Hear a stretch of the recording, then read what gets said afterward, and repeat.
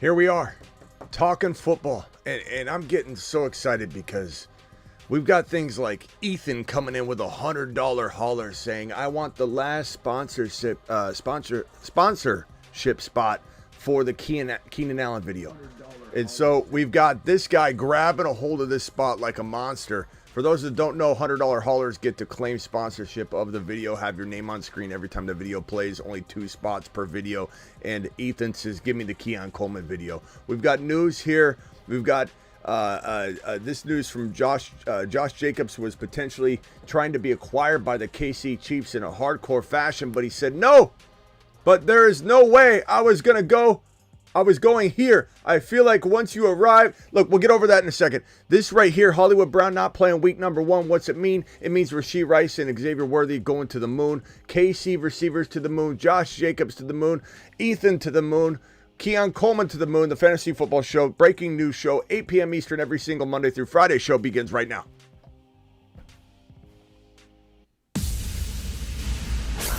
Live from the FantasyFootballShow.com studios. It's the Fantasy Football Show. Live! Monday through Friday, 8 p.m. Eastern. Smitty is also live whenever news breaks. From the FantasyFootballShow.com news desk, here is your breaking news. I'm coming for Ethan's $100 super chat and Joe's $20 super chat in 1 second. So hang tight. Let me put both your super chats on screen. Ethan with the monster $100 wad, claiming ownership of that last sponsorship spot on the Keon Coleman video, and then this $100 or $19.99 haul from Joe. Okay, so real quickly, news is pretty short today. We'll get right into phone calls, marker board sessions, super chats, etc. But right here, Josh Jacobs says, as I was reading earlier, I feel like once you're rivals with somebody, you have a genuine hate for them. I couldn't see it in terms of playing for the KC Chiefs, but that would have been a nut kick to the value of Pacheco. I'm pretty intrigued. Not so much in a good way, why the Chiefs were trying to bring in Jacobs when they had Pacheco. But thank God they didn't. And I don't think this is a knock on Pacheco. Like some people might say, Smitty, I'm worried about Pacheco now because why'd they try to replace him at some point? I wouldn't think of it like that. The Chiefs are trying to make big moves. And if you were in charge of a organization and you were making, you were the one in charge of making big fat moves to try and make your team win a championship, I don't think you'd be like, I need one running back, fantasy football. I'm thinking fantasy football. You'd be thinking, how can I get a guy in here that can do what even Pacheco is doing, and we have a double whammy. Thank God it didn't happen, but Jacobs clearly being sought after by many teams, not some of the teams that should have been going after him, like the Dallas Cowboys, like the LA Chargers. These are teams that crap the bed hardcore. And when the Dallas Cowboys didn't even call Derrick Henry, it was such a head-scratching non-move that it just kind of shows what Jerry Jones is doing right now to this organization. And I feel very worried, and I'm becoming a petrified Peter for the Dallas Cowboy fans out there, because you don't deserve this. You deserve better, and Jerry's absolutely botching everything. You're overpaying CeeDee Lamb now because you didn't sign him right away. But Jacobs is going to go to the moon. If there's one thing you listen to me today about, it's these 3 guys, okay? This is the focal point of the entire show today. These 3 guys are winning leagues. Maybe not single-handedly, but they are accoutrements. They're accessories to your team that have league-winning impact. And Josh Jacobs can be a top 6 to 10 running back in this Green Bay offense where they have A.J. Dillon out for the season, okay? The rookie Lloyd is now, he's banged up, he's injured. Who knows how long it's going to take him to get to 100%. And Jacobs is the first, second, and third down back, fourth down back if they're going for it on goal, everything. This guy's if there was 5 downs, he'd be a 5 down back. Jacobs is a 5 down back. So is this man. So is this man right here. So is this man right here. My Bijan shirt, baby. My Bijan shirt. Okay. Projections for Jacobs. First of all, let me show you I always forget which list he's on. The Mars man, the Moon man. Let's go with the Moon man. The Moon Men dropping low. He's on a shuttle tomorrow. I always get it wrong. I punched the wrong one. He's a Mars man. He's a Mars man. Dropping and spinning aimlessly in space. These Mars men are absolute monsters. These are maniacs. These are league winners. They aren't necessarily all these guys. The difference between a Saturn man, a Moon man, and a Mars man, you could say, is that the Saturn men are more big name players that aren't going to surprise anybody. And I'm not saying these guys are not big name players, but they might surprise you even more. And there's a lot more doubt around them. The Saturn men, there's not a lot of doubt around them. The thing about the Saturn men, I'll show you in a second, is that the Saturn men are values. They're values beyond values. Ethan, $100 hauler. I got super chats piling up. I'm coming for you. Let me just finish the news real quick. But Ethan, let's go. $100 hauler. Ethan, I'm just so proud of you. I'm just so proud of you claiming that last Keon Coleman spot. We're going to christen that video for you in a second. Jacobs is, what was I saying? Oh, Saturn men, Moon men, Mars men. Let's go to Saturn men real quick and I'll explain. The Saturn men. One small step for man, one giant leap for Saturn. This crew they're marvels. Look at them. I mean, just how do you not smile looking across these faces here? The thing is, a layman might come in later, especially like in December or November, and goes, yeah, you want to shut your bold this, Smitty. I'll put all the big studs, the first rounders on the Saturn man list, but you don't really understand what you're saying. You don't understand what in the hell you're talking about, because this man right here is going around 2, and he should go in the top 5. This man right here is going at 5, 6, 7, 8. He should go number 1, 2, or 3. This man right here is going to explode from his ADP value. This man has no business being in the 4th round. He really arguably, don't tell anybody, I'm not saying to do this, but he deserves to be in round 2.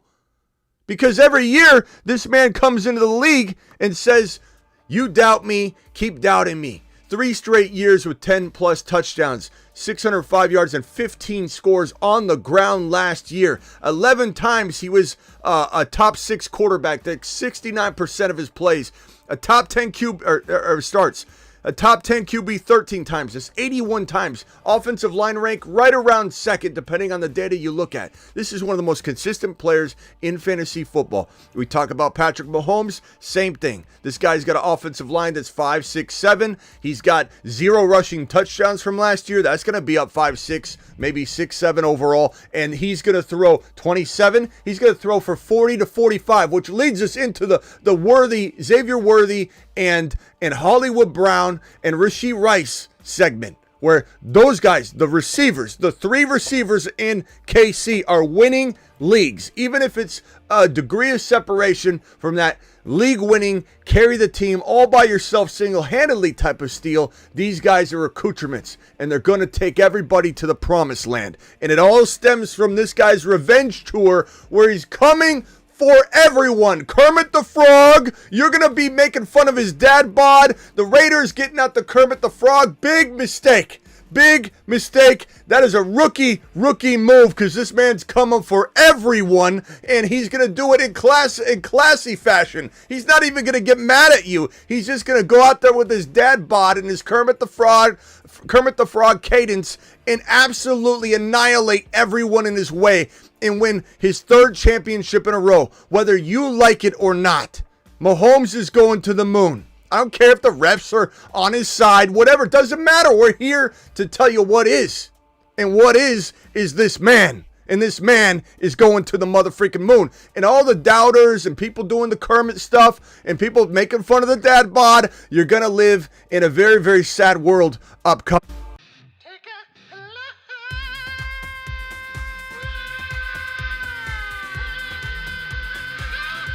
On that note, drop a frog emoji. Let's celebrate our boy.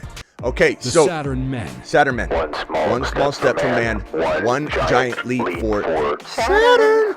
These gentlemen, all of them are exploding from their ADP. As I just mentioned, this guy's going in the 4th round in best ball, 3rd round in non-best ball. Did you hear what I just said? Didn't you hear me say he's throwing for 40 plus touchdowns, running for another 4 or 5, 45 total touchdowns minimum probably for this guy.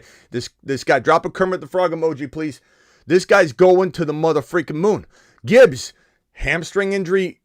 Before that, he was going at 7 or 9, 10, 11, 12. Now he's going at 12, 13, 14, 15. He could win a league. He could be a top 5 overall player. This guy deserves to be at the 10, 11, 12, 13 territory. He's going in round 2, sometimes round 3. Bijan. Oh, Smitty, you're so bold having Saturn men that have Bijan on it, like on your shirt right now, Smitty. You're such a bold man. Well, then why in the hell is he not going number 1 overall? Why is his ADP 5 or 6?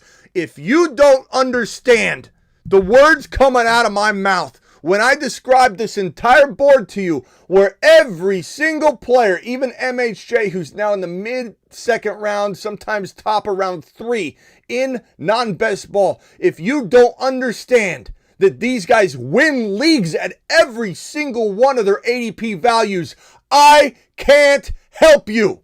And you, my friend, need to take a lap.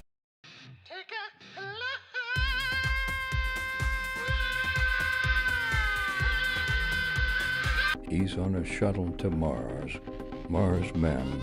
Still big names, still big upside. The moon men.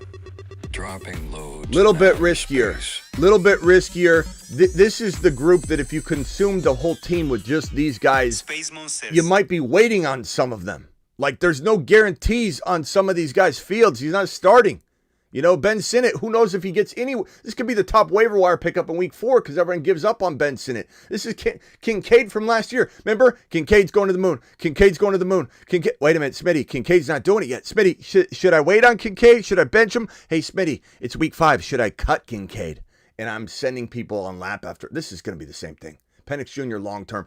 These are riskier plays. And so I get the question a lot. Hey, Smitty, I get it. You love all these guys, Rashee Rice and Worthy. Look at Rashee Rice and Worthy doing things, doing big things this year. Let him cook.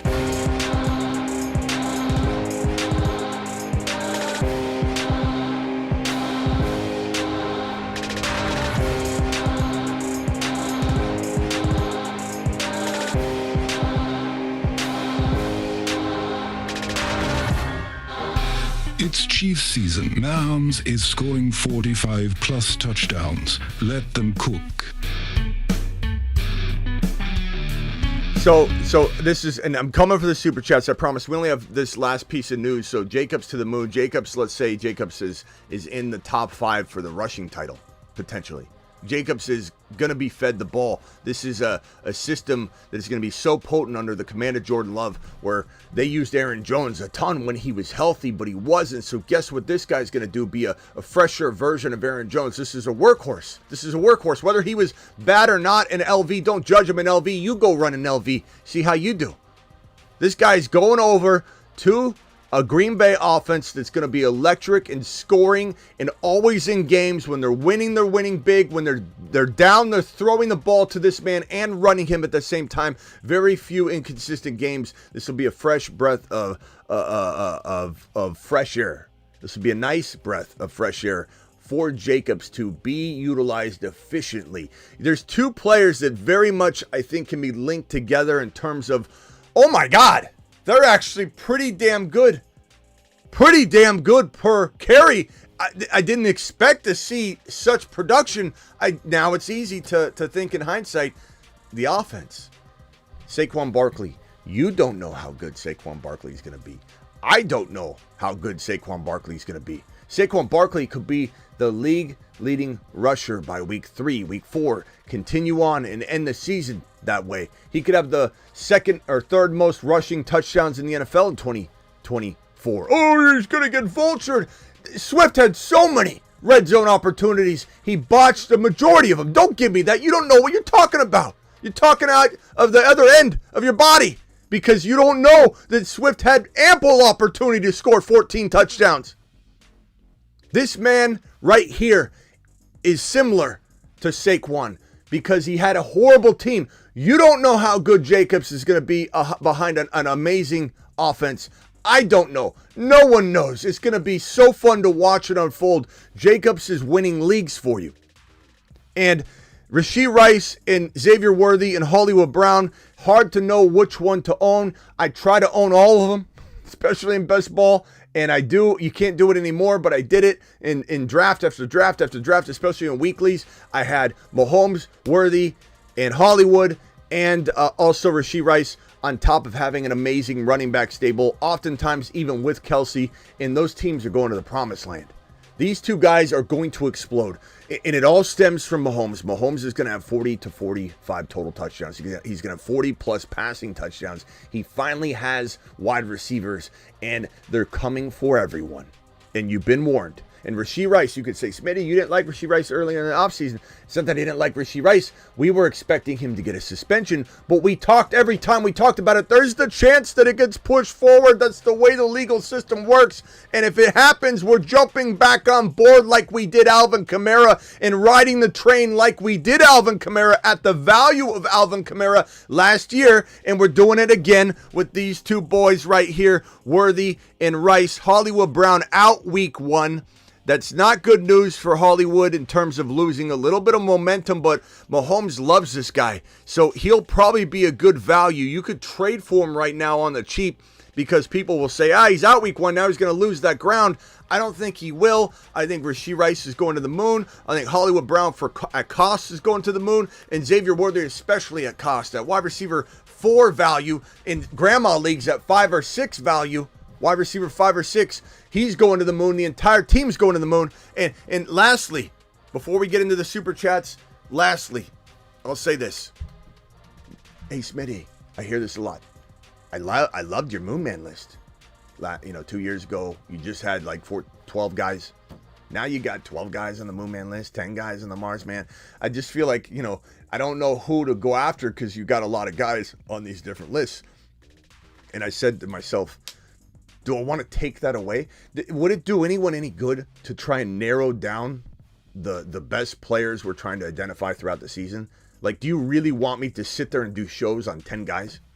Or do you want me to expand it like we did, but then come up with a new solution to wrap it all back up into a elite of the elite? Who are the best Mars men, Moon men, and Saturn men? Who are the special 7? I said I would never add one to it. I'm very tempted to just add Jahmyr Gibbs to it. And just say the 8. I got to redo the whole damn thing again. The 8. What has a better ring to it? The 7? Or do we add Gibbs to it and make it the 8? Drop a supernova emoji, which you can find in many different forms. Oh, no, I added the supernova emoji. It's on YouTube exclusive group. I added a new supernova emoji. Please go find it and drop it like crazy. I give you, everyone's saying the 8. I give you, okay, we got it, the hateful 8. That might be good. Drop the new supernova emoji. I give you currently the 7. The 7 best Moonmen, Marsmen, Saturnmen collective. The 7 collective, narrowing it down so that you understand the concept. That these are all Saturn, Moon, Mars, my favorite guys, but who are my favorite? Here they are. There are handfuls of Saturn, Mars, and Moon men, but only 7 can become supernovas. I give you the 7 best picks in fantasy football. They are the 7 supernovas. The 7 supernovas. The 7 supernovas.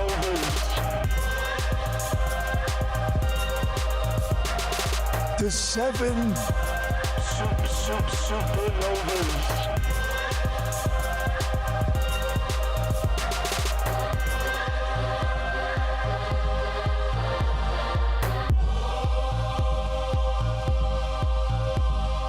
Liftoff of mission 41D, the first flight of the orbiter Discovery, and the shuttle has cleared the tower. Yeah, I can't leave Gibbs off that. We're going to make it the 8. Then it will stay 8. I can't promise, like, swear on my life that it won't turn to 10 at some point down the road. But what I do want is it to never exceed 8, hopefully. And then that way you guys feel that urgency again. Because I know that a lot of you had a complaint in a very understandable way. If I pose the question to any of the complainers, though, do you want me to get rid of the Saturn, Mars, and Moon Men? You go, no. Like, why would I want to get rid of like another? But I solved it. I solved it because there's sometimes there's a solution. There's a solution to this problem. It's not that hard.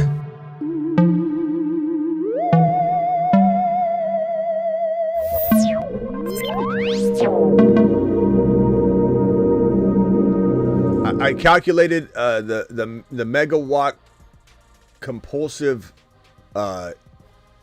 mega meter, conducive gigawatt concept, and by carrying the one, I figured out that we would be able to accomplish the old movement field by creating the supernovas. So hopefully you enjoy the supernovas. I do think we need to potentially put the 8th one up as Jameer Gibbs. All right, so on that note, you guys know what I'm feeling, my vibe. I've got Ethan with a $100 hauler. Ethan, let's put you on your video. Anybody that drops a $100 hauler can, as long as the video has room, because there's only 2 spots per video, you can make claim and get ownership of one of the 2 sponsorship spots on the video. And the Keon Coleman video is now taken. Nobody can have sponsorship spots anymore because it is currently tied up to these 2 amazing sponsors of the video.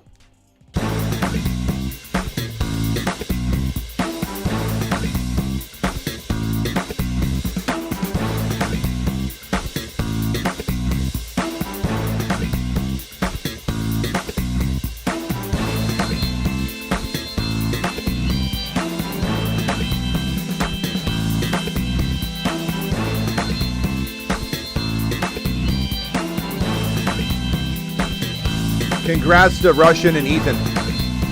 You guys are all bunk bedded up. Bunk bed buddies for life on the Keon Coleman video. Ethan and Russian Collusion and Ethan have a real special relationship now.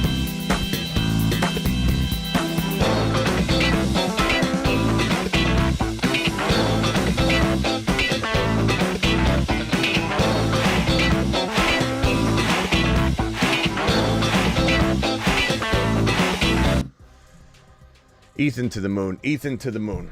Let's go! Mashed potatoes! Ow! I hit my elbow hard. Ethan, appreciate you. Joe, $20 hauler. Rasheed Rice will have more fantasy points per game than a Lave drop. Let it cook for me. Attaboy. Let him cook. Next person to drop a $100 hauler to get ownership of a sponsorship spot on the video, you will get a drone flight with your name on it as well. So appreciate you, Ethan, coming in with the $20 wad. Thank you, or Ethan, for the $100 wad. Thank you for the $20 wad, Joe. Joe's the man. We got Uncle Philly with a $20 hauler. Dude, Smitty, my head is spinning. Who do I take at the 6 pick, assuming Bijan and Hall are gone? Uncle, make sure you go watch the video that I did last night on how to attack the first round. I'm still going to answer you, but I think you'll get a lot of clarity from that video. But it's hard to say. The answer that you gotta, the question you gotta ask yourself is, what's the likelihood of Achane or Kyron or Barkley falling to your 2nd round pick? And if the answer is not very good, then you got to go RB. Even if it was Gibbs and you could get Cooper Kupp, that's better than going Amon-Ra St. Brown and not getting the running back you wanted, forcing some running back you don't even like, bro. You know what I'm saying? But I'm also not scared to go RB if you think you're going to get Dell and Debo, or Dell and Devontae Smith and Rasheed Rice and Debo. Like, you know what I'm saying? So don't be afraid of the RB. I'm a little more RB first round than most people. Chad with the $20 hauler, the GOAT, unlike the Shanny in San Francisco. Love my man Smitty. Thank you, Chad Bender, for the $20 hauler. Appreciate both of you. I'm going to give you a $20 hauler celebration, bunk bed style. Alert. Super chat alert. $20 super chat. $20 super chat. Dollars on the left were for Chad. The dollars on the right were for the other super chatter. Who was that? Joe? Was it Joe? Was it Uncle Benny? Uncle Philly? Appreciate you guys both dropping $20 haulers. You guys are absolute monsters. All right. Other super chats, let me put them in order in which they were received. This one right. Oh, no. That one's going to be helped first, I think. Okay. So, Professor, appreciate you. Drop you right here. I'll be coming for your super chat in just 1 second. Hang tight for me. This one is from this one's from Chad, who says, difference is Smitty from Moon to Mars. Smitty. The Smitty from Moon. Difference is Smitty from Moon to Mars. Oh, you mean like the biggest difference between everyone? Maybe. Denny coming in with a $20 hauler. Says video game controller dances under. Oh, this is a sticker description. I didn't get to see it, but everybody else got to enjoy your sticker, Denny. Denny to the moon. Denny with a sticker. Appreciate you. Alert. Super chat alert.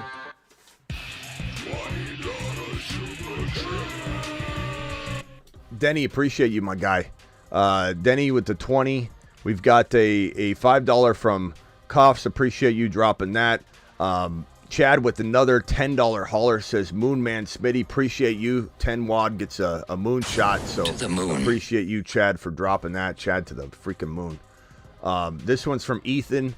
Ethan says Dell or Waddle. I'm going to say give me Dell personally, but at cost you might have to think about that differently, right? Like Waddle's going ahead of Dell. So in a trade, I'd want Dell in something, right? And if I'm drafting, I want to take a running back or Jacobs or something where Waddle's going, or Achane, obviously Mahomes, Josh Allen, Hurts, and then the round or two later I get Dell. So it's a complicated question. You know, it's not like just because I say that doesn't mean I want you drafting that. You know what I'm saying? So a big difference. Make sure you're careful with how you're taking that information in. These two super chats, dropping them on screen. Appreciate you, gentlemen. Bryson, trade Waddle for Jacobs or Waddle for Rice. I'd probably say you need to get more if you're trading for Rice, but I actually like Rice more than Waddle. So I'm trying to get more, though. And Waddle for Jacobs, I'd rather have Jacobs personally. This one from Bryson, appreciate you dropping that. And then TM, appreciate you dropping that. TMs, let me get TMs out of the way. Trade my Monty and Zamir for Pacheco. I would take Pacheco personally. It's a little bit of a risk, I guess you could say, but I'm definitely loving the risk. I think Pacheco's going to the moon. $10 hauler from Joe. Appreciate Joe coming in strong. Phone lines will be open in a second. 12-team full PPR. Love, Gibbs, JT, Jacobs, Chase Brown, Kupp, Kirk, Reed, Sutton, Ladd, Kincaid. Would you trade Sutton and Chase for Rashee Rice? I certainly would. I would do it in a heartbeat. And you're getting right on top of that. I'd do it straight up, but I'd definitely do it, especially do it if you're getting Rashee Rice as well, bro. That's absolute monstrous. Joe, appreciate you. Appreciate you very much. That one's Joe's question again. 10-man, 3 flex, 1 QB, redraft. Murray, Bijan, Hall, Gibbs. Jeez. Murray, who are your receivers? Marvin Harrison Jr., Waddle, Reed, that's great. Coleman, wow. Kirk, any moves? Kirk, God, that's like a 8.3 team at least. I love your running backs. Maybe Kirk and Murray for a slight upgrade at quarterback. Maybe Kirk and Andrews for a Kincaid or McBride or Laporta. Maybe Kirk and potentially Waddle for one better wide receiver. Like maybe Reed and Waddle for one better wide receiver. Love McLaurin, kind of crafty.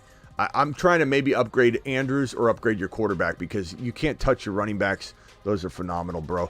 Chad coming in here with a $50 hauler says, Moon Man equals Smitty just glazing hard, but I hope everyone listens to this man, Smitty. He drops nuggets all year. How much have you dropped, bro? Because you're close to $100, and part of me thinks, you up at just a touch and you got your sponsorship of any video other than the, let me see here. You dropped 20, 30, 40, 10 more dollars, bro, and you got $100 hauler on your hands, and I'm going to give you a sponsorship spot on any video you want except for the Coleman video because that's all full up. So appreciate you dropping the the wad. My guy, Chad to the moon. Chad to the mother freaking moon. And this one right here, Dak, JD5, Bijan, Swift, Javante, Corum, Mason, Algier, Olave, Waddle, Nico, Rice, Laporta. Really good squad. I guess I would say I don't like your running back too. I don't believe in Swift. So if I'm trading Swift and maybe, I don't know. I don't know what you could do because I don't want you getting rid of really Waddle, Olave, Nico, Rice. Maybe you trade Waddle and Swift for one monster RB. Think big. Swing big, bro. Swing real big. Swing as high as you can. Kyron, type of move. That would be my favorite move of choice for you, my guy. Chad dropping another one. Oh, no, that's the same one. Thank you, Chad. Appreciate you. And let's see here. I got almost done with these super chats, my people. Almost done. JR with a $2 hauler, nothing attached to it. JR, I'll look for a message from you. Make sure you include it in that message. Xavier, appreciate you. 12-team super flex. Should I take the top available position players back to back?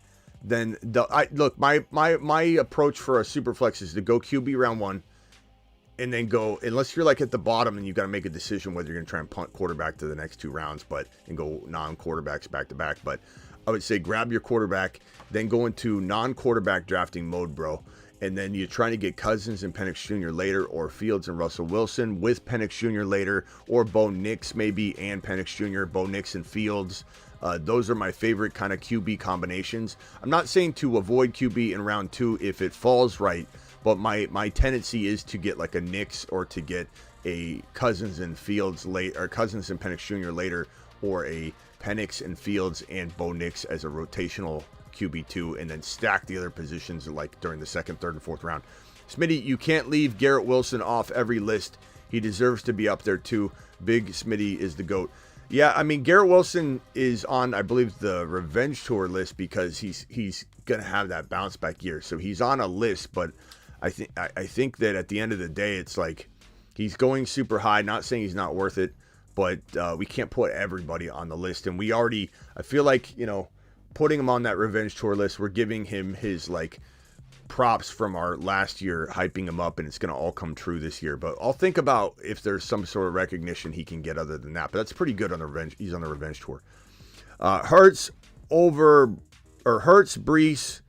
Kyron, Evans, 10th round keeper, Debo, Rasheed, JD5, Braylon Allen, Corum, Zamir. Like this team. What to upgrade? I'd probably say, I don't know. I don't think you got Devontae Smith sitting there on the bench, man. I don't know. I mean, maybe you try and upgrade. I don't think you. I think I wait this out. What is this? You got Evans and Devontae Smith as well? Oh no, this is a trade, bro. You're writing in code or like, what are you doing? Okay, so there's a period in there. Evans plus Zamir for an upgrade. Okay, Evans plus Zamir for an upgrade. I'm like, what in the hell is this gibberish? Okay, I got it now. I decoded it. Zamir and Evans for an upgrade. Sure. Maybe London, St. Brown, Marvin Harrison Jr. You got to be careful because Evans is close. Cooper Kupp. Oh, those are my picks, Koff. Appreciate you, bro. Koff to the moon. I was trying to figure out what the hell I was looking at. Professor, 12-man, full PPR. Mahomes, Achane, Jacobs, love it. Tyreek Hill, McLaurin, love it. Fant, Aaron Jones. Get rid of Aaron Jones somehow. Stevenson, Dunze, Daniels, Benson. What could you trade, though? Like, you might want to wait a week, let a Dunze gain some value. Maybe you don't even want to trade a Dunze once all said and done. But like Aaron Jones and a Dunze, or Aaron Jones, Stevenson and a Dunze, all three, or a Dunze and Stevenson right now for obviously you swing big for Dell, and you swing big for like, I don't know. You could even maybe trade Aaron Jones for Xavier Worthy. That would be pretty slick. And I think it's going to be worth it, bro. I would try that. But I would definitely maybe wait, get some value out of Dunze, or try and go get some of those players like Dell and another player that comes to mind. Maybe upgrade at tight end. What was your tight end? Where's that super chat? Well, anyway, it went away, but like, upgrading in a tight end spot. But I think definitely Worthy or Tank Dell would be fantastic. Coleman, maybe even Keon Coleman, Aaron Jones for Keon Coleman. Smitty, let's go. What video do you want, pal? What video do you want? 25. Look at this guy. Look at this guy dropping wads all over the place. What video do you want to have ownership of the sponsorship spot? You got Keon Coleman's out. That video is only 2 spots per video. You got your choice of any video. I think the only one that has 1 spot left is the Achan video. So if you wanted that one, then it would be done. Nobody else could have that specific Achan video. Phone lines are open. Dial in. Call into the show. Call into the show.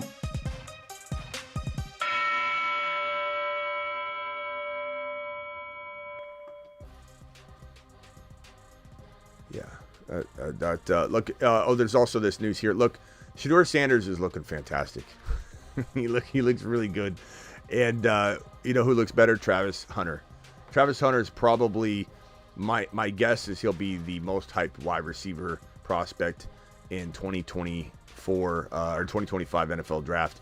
So get ready for the Travis Hunter hype train.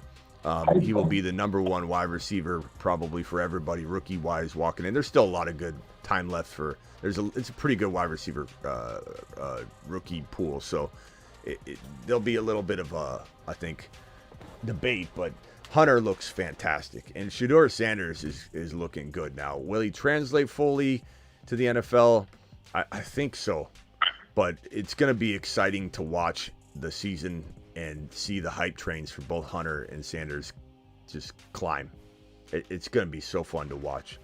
Let me put this caller on hold here. Actually, I'll go to you first. 347 caller. What's your name and where are you calling from?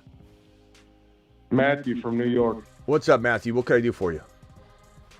What's up, man? I'm in a 12-man league, full PPR, and I needed a tight end so badly. My best tight end was Jonnu Smith, and I traded. Well, I got 3 really good receivers. I got Puka, Devontae Smith, and Garrett Wilson, and I had Ayuk on my bench, so I took Ayuk and I traded him and Ramondre Stevenson for Kincaid and Raheem Mostert. I know I did an overpay, but how bad do you think the overpay was? Say it one more time. I traded Ayuk and Ramondre Stevenson for Mostert and Kincaid because I had no tight end, so I kind of overpaid, I know. But how bad do you think it is? I don't think you overpaid that much. Look, Ayuk was going like in the round 2 territory before the holdout situation got out of control. Bender, make sure you give me your like 5. Bender, make sure you give me your pick for what video you want. I'd probably say that at the end of the day, bro, I like this side better. Could you maybe have gotten more? Maybe, because Mostert, it depends where you're drafting, but he could be a 5th or a 6th round pick. Kincaid's a 5 to 6 round pick. Ayuk was a 2nd round pick, but now he's dropped so far. Hard to know where he'd go right now. And what I'm trying to evaluate is fair market value right now, not what you paid on draft day. And I'd say he probably climbs back into 3. Stevenson, who knows if he's a 6, 7 round pick. So you essentially got 2 5th round, maybe one's a 6th round pick. But I like both of them. I like both of them a lot. I think they're going to way overperform, let's say, 5 round, ADP for a 3rd and a 6, 7. I think it'll work out for you. Do you have Jalen Wright, you said? No, I don't have Jalen Wright. 5 My gifted running memberships backs are from Wheel Snipe. I got like Najee, Raheem Mostert, Najee, and I got I don't know. I got a bunch of. I got Ford. Okay. I got you. I was just asking for that. I would probably say you're going to be okay. What I've told you to get a little more, I would have tried to get you more. But at the end of the day, bro, I don't think it'll be. I think it could be good for you. I suppose. So don't fret about it. I love Kincaid, bro. I love Kincaid. He's going to have a monster year, Matthew. So don't feel bad about it. Don't undo it like by trading it. And look. Mostert's going to be. I'm going to do a video on this. I really am. I keep writing it down and erasing it. Mostert might just be that player, and I'm not saying that it will stick. And you should have got right. You should have got right. He was very, very cheap. Mostert and Wright together is one of the craftiest running back twos in fantasy football, period, right now, because they're very much tied together. And at the end of the day, I think this might be a player, Mostert, where, you know, he's hurt by week 7 or 6 or whatever, and Wright comes in and tears it up. So the duo is a must. Absolute must. He's the most universal handcuff in fantasy, because you really should have all three. But if you just have Mostert or just have HN, you can't have Wright and you're covered. But by maybe week 2 or 3, we're going to have shows where we're like, Mostert hasn't missed a beat, you know, and it might not last, but like at least through the first month, we might be going, what in the hell was everybody thinking? What made anybody think he wasn't going to, for a little while, do what he was doing last year?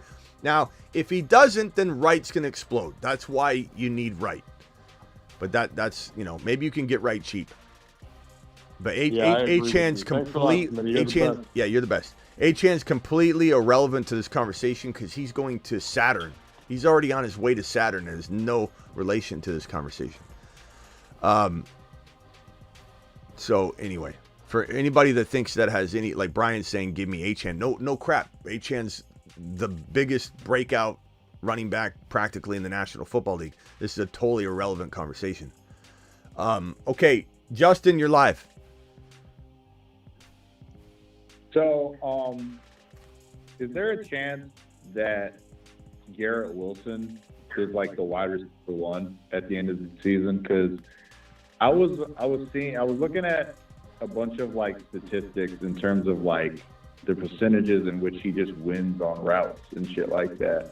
And I looked at statistics of like the wide receivers that profiled to be number 1 wide receivers that had Rodgers, like Devontae Adams and Jordy Nelson, and they had like those guys consistently had like really great years.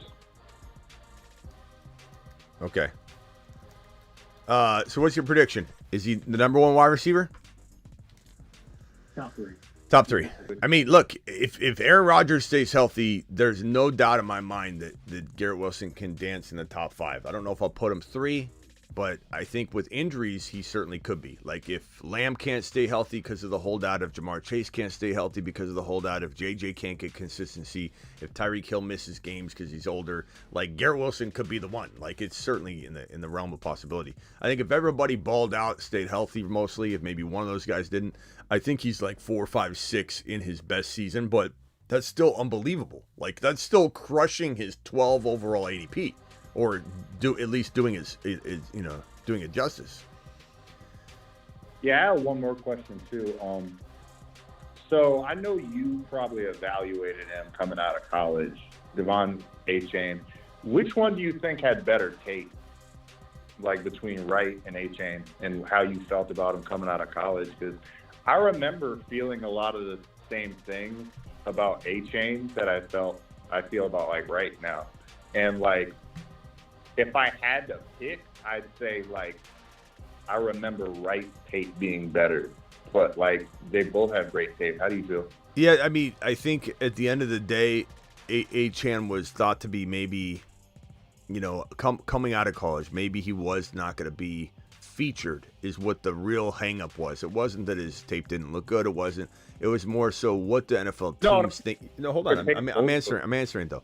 So the tape's great, but it just the reason why the hype was a little less is because it felt like, because all matters is what teams are going to do. It felt like teams were not going to necessarily grab this kid and understand. Like Kamara. When Kamara was taken by the Saints, he was doubted by about 90-80% of the league as being starter capable because the league was very shallow-minded and thought that if you were a certain size player, if you were a certain type of player, you couldn't handle a full workload, especially if you turned him into a hybrid that Kamara became and dominated. If Kamara didn't go to the Saints, he may never have been completely unleashed. And I think that Achan going to Miami was the secret sauce of it all coming together. So I think you're right. The tape does look good on Wright. Wright did feel as a prospect coming out he would be drafted potentially as an every down back where Achan was not, and that was it was unfortunate. or it felt unfortunate. But look where Achane is now. He landed in the most ideal situation. I think if Achane landed anywhere else, we might not be talking about him because he might not have got his shot fully. But I think that Wright having the quickest first 5 yards in the 40-yard dash is all you need to know. That this is a kid that can hit the hole as quick as any running back in the National Football League. And that's going to translate in Miami Mike's system. And so I love Jalen Wright, and that's why I'm going to make a video on Jalen Wright Mostert probably today or tomorrow. The duo is absolutely lethal. And the trio's even more lethal, and I don't care what anybody says. I don't care how many names people call me and say, hey, you can't do this. You can't take 3 roster spots on one position. Yeah, you can. Yeah, you can. I draft teams all the time that this is my main source of running back production. All 3 of these guys. Especially in best ball. I do this all the time. I grab all 3 of these guys, then I go stacking all the other positions, and I'll swing back around and grab a couple RBs for the bye week. But this is taking care of me. And you're getting 2 starters every week. It's unlike any offense we've ever seen. So we can't approach it the same way. So Achane, Wright, Mostert, maybe only 2 of them at a time are going to the moon, but 2 of them at a time are going to the moon. All right, Justin, I'll see you later, pal. Call back in. I'll open phone line pretty much all show, but call back in if you got another one. Zach, real quick, and then I got to go to these super chats. Go ahead, Zach. I just have a really quick question. I have 2 potential keepers. It's Jahmyr Gibbs for $37 as a keeper, or Tank Dell as a $7 keeper. Dell as a 7? Yeah, or 37 for Gibbs. Well, see, that's tough because like I like both of them a lot. Gibbs at 37, it's a $200 purse though. Yeah, that's a steal. Now, as much as Dell's a steal, you know what Dell's going to be if you throw him back in? He's still going to be a steal. You know what's going to happen if you throw Gibbs back in? He's not going to be a steal. Gibbs goes to $70. So this is the clear answer. And while this is great value, no doubt, you throw him back in, maybe you're paying $13 or, $18, or something like that. But it's 100% worth getting this RB. Bro, the things you can do with your team having a $37 Jahmyr Gibbs is different than having a $7 Dell. True. Easy. Cool. Easy Thanks, question. buddy. All right, later, bro. All right, that one's easy. I understand why it could be tempting, but it's definitely an easy call. All right, we've got more questions here. I'm timing out on some underdog drafts, man. They knocked it down to a 59-minute timer, and I've got so many drafts. This is crushing me. I got 2 minutes left and like 7 drafts right here. So hang tight. I'm gonna yell out some names. You tell me what to do. Kenneth Walker. I got 2 minutes left. Kenneth Walker. Let's go. I'm gonna go Stroud because I got both receivers for. I got Dell and Diggs in this particular draft. I think I'm gonna go. Let's go. What tight ends are available? Kyle Pitts is there. Let's go Kyle Pitts. Okay, I got to move on to a different draft. I got 1 minute 40 seconds left in this draft. I've got. Oh God, my team's like pretty much full. Let me just grab a backup tight end and not even look at it. I've got 2 minutes and 13 seconds left in this draft. Let's go with Dontavian Wicks. Okay. Next draft, I got 12 minutes left in the next one, so I can kind of be a little bit quick with that one. So hang tight. Let me just draft. Let me go with Gesicki. I need a tight end. Okay. There we go. $5 hauler. Traded Debo and Javonte for Kyren Williams. 10-man PPR. Debo and Javonte for Kyren. Amazing trade. Lineup is Stroud, Bijan, Kyren, MHA, Olave, Pitts, and Jacobs. You're the GOAT. No, bro, that's an 8.4 or 8.5 team right there. And you turned it from like an 8.0 to like 8 point, maybe a 7.9 to 8.0 to an 8.4 with that one trade. Thanks again for Wheel Snipe Selly dropping the gifted memberships. I turned them on now, so they should announce when they come in. I'm sorry if I didn't have that on there for effect. Appreciate you dropping those. Chad dropping a $20 hauler. Says, Smitty, thank you. Chad, DM me on Instagram and I'll get you in the group. What group are you wanting to get in? Because we got several chat groups. Was it the was it? What group was it? I'll throw you in a couple of the chat groups. All right, bro. And you get the HN. The last spot on the HN video is Chad with the $100 hauler. So let me adjust this up and show that he has ownership of one of the very last spots, or the very last spot on the Devon HN video clip. If anybody wants to claim ownership, have their name posting on the video every time we play it, this is all you got to do is drop a $100 hauler like Chad did. Here he goes. This video is now locked up by both Superfish and Chad. HN.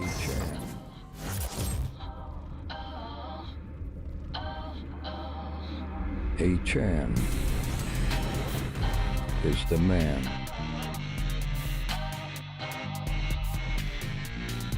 His haters call him small. But he is 9 feet tall.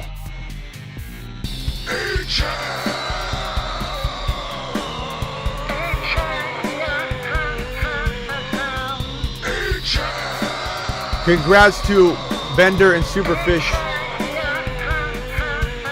This is essentially your video.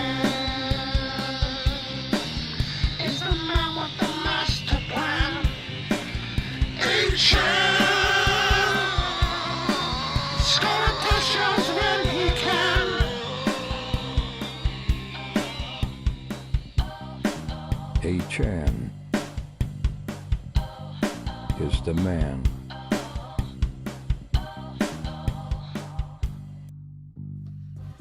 Appreciate you, Bender, for dropping the sum total of a little over $100, actually, well over $100. Appreciate you. That boy, when you doing the AZ meetup, go cards, hang tight on that. I'm going to be giving a giveaway. You want to see what I got to give away? I'm doing a Find Smitty in Arizona live stream. So I'm gonna basically go out and about, and let me show you real quickly. We got gifted, or somebody joined. Scotty, so glad I got Jacobs and my Flex dropping his 11-month membership. Appreciate you. All right, so this is what I have to give away. This is going to the first person that can find me in Arizona. This is sent to me by Fathead, so check out Fathead. This is let me just tell you, this is a very exclusive, limited edition product they sent me. They said, hey, can you promote this product on your show? We'll give you a one to give away. And actually, they gave this to me to put in the studio, but I'm going to give it to you guys. So I'm going to go out in the streets of Phoenix and do a live stream somewhere and maybe give clues as to where I am and not necessarily reveal it right away. And the first person to find me gets this. I believe it's like $120 to buy it. And they're very limited edition. So you can't even, I think, everybody get one. But this is a limited edition Fathead.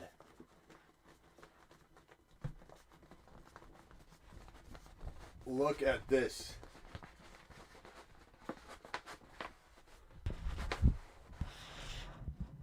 This is a pretty big poster, limited edition, probably like a collectible of sorts. I'm being very careful with it, but I'll be giving this away. I may also be giving away the Amon-Ra St. Brown Fathead as well, which is like 7 feet tall, basically. It's as tall as Brees Hall and Jahmyr Gibbs and Kyron Williams.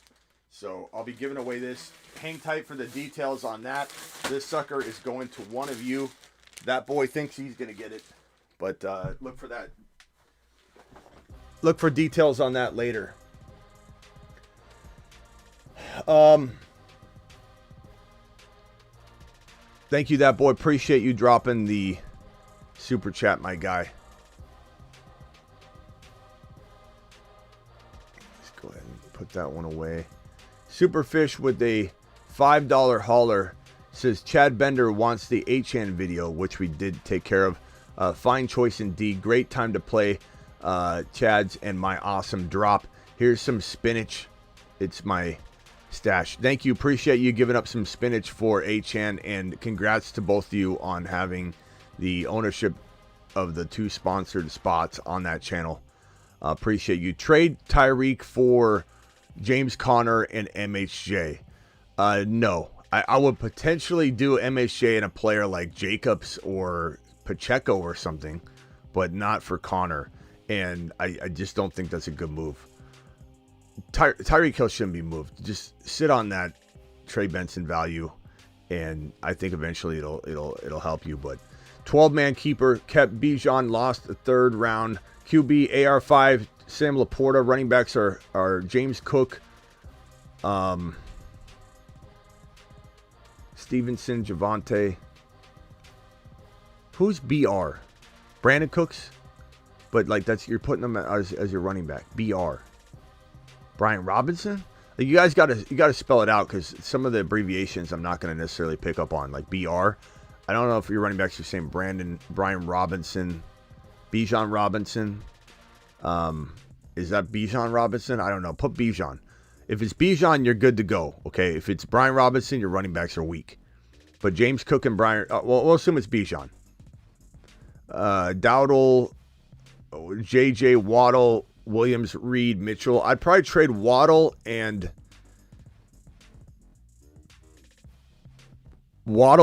James Cook, or Dowdle and Waddle for one. Do Dowdle and Waddle for one big time wide receiver, top 5 wide receiver, St. Brown-esque. Jamar Chase is doubted right now. Maybe you take a gamble and trade Waddle and Dowdle for Jamar Chase. You could go after a Kyren potentially and put him right next to Bijan, using maybe Waddle, and you could do James Cook, but I'd rather do Waddle and Dowdle. Thank you, Blake. Appreciate your super chat. And this next one is from Citizen. I don't see a message attached to it. Appreciate you dropping that. Make sure you guys include your message inside. I think you did drop one, but make sure you include it in there, because sometimes I don't see it. I'm 11th pick. I feel I can get Garrett and Harrison on the turn, then Walker for my running back in round 3, and Dell. You know what? I'm not saying this isn't a good move necessarily, but I don't tend to like wide receiver that much. You haven't seen me play this video clip that much this year. The double-decker, pronounced double-decker in academic circles, is drafting wide receiver back-to-back in rounds 1 and 2, using these plethoras of players. The double-decker. I don't love the double-decker this year, because I feel like it just leaves any team that goes wide receiver, I'm never giving like an 8.5 or occasionally an 8.0, but it seems like I just don't like the running back stable by that point. I like Walker, but I don't know about Walker as your running back 1 without a lot of depth behind him. If you had two Walker types, maybe. But then, like, who's your quarterback? I very much like going RB, or RB wide receiver, or wide receiver RB. I don't cement that in because I'm a best player available guy. But, you know, I think that for me, I just can't pass up those RBs. I just can't do it. Denny, what is up, Denny? Smitty.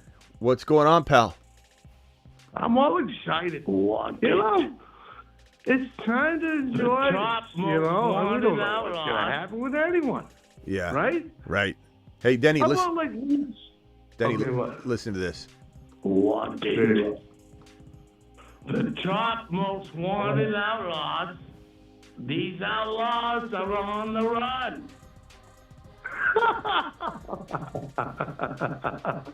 Oh, apparently I enjoyed it just as much this time as I did that time. Yeah. Denny, why did your boy Benny go nuts in the chat? Like, we had a good... We had a conversation. I won't down back. No, he went nuts in the... Benny, you gotta know him, but he just came in hot. I told him he came in hot. Yeah, that's not the way you stay around, and it was unfortunate because I liked OG Benny, but he's one of those guys that if you disagree with him, you know, and he called in during a Kyren Williams segment and show, and he tried to rip on it. Was it Kyren? I think it was Kyren. I forget what he was. I forget what he was harping on. Me. Yeah, and all up. Yeah. And you come in, and you do. Well, hold on, Denny, hold on. You come in and you do that while I'm delivering a message on a player. You're gonna get, I'm gonna rattle your cage a little because I'm gonna like come at your take because the whole message that I'm conveying, he's trying to crap on. So I'm going to defend that message, and some people liken me to Judge Judy. I'm out here trying to be fair, but I'm stern, and he comes in and tries to drop all this nonsense on me, and when I disagree with them, it makes him mad, and he needs to realize that they're differing opinions. And on this channel, if I'm speaking on something, I'm going to defend it. And he didn't like it, and he started talking nonsense, so I hung up on him, and that's part of the show. And he didn't like that. He took it real personally. You can't take getting hung up on personally on this show, or you're just not going to last long. I understand that. Yeah. I mean, you get hung up on all the time. Are you mad at me the next day? Of course you're not. No, that's what I was telling him. So anyway, I got Benny right here, and I wanted to apologize. I'm right here. I went all the way down here. Benny, come over here. Benny. Benny.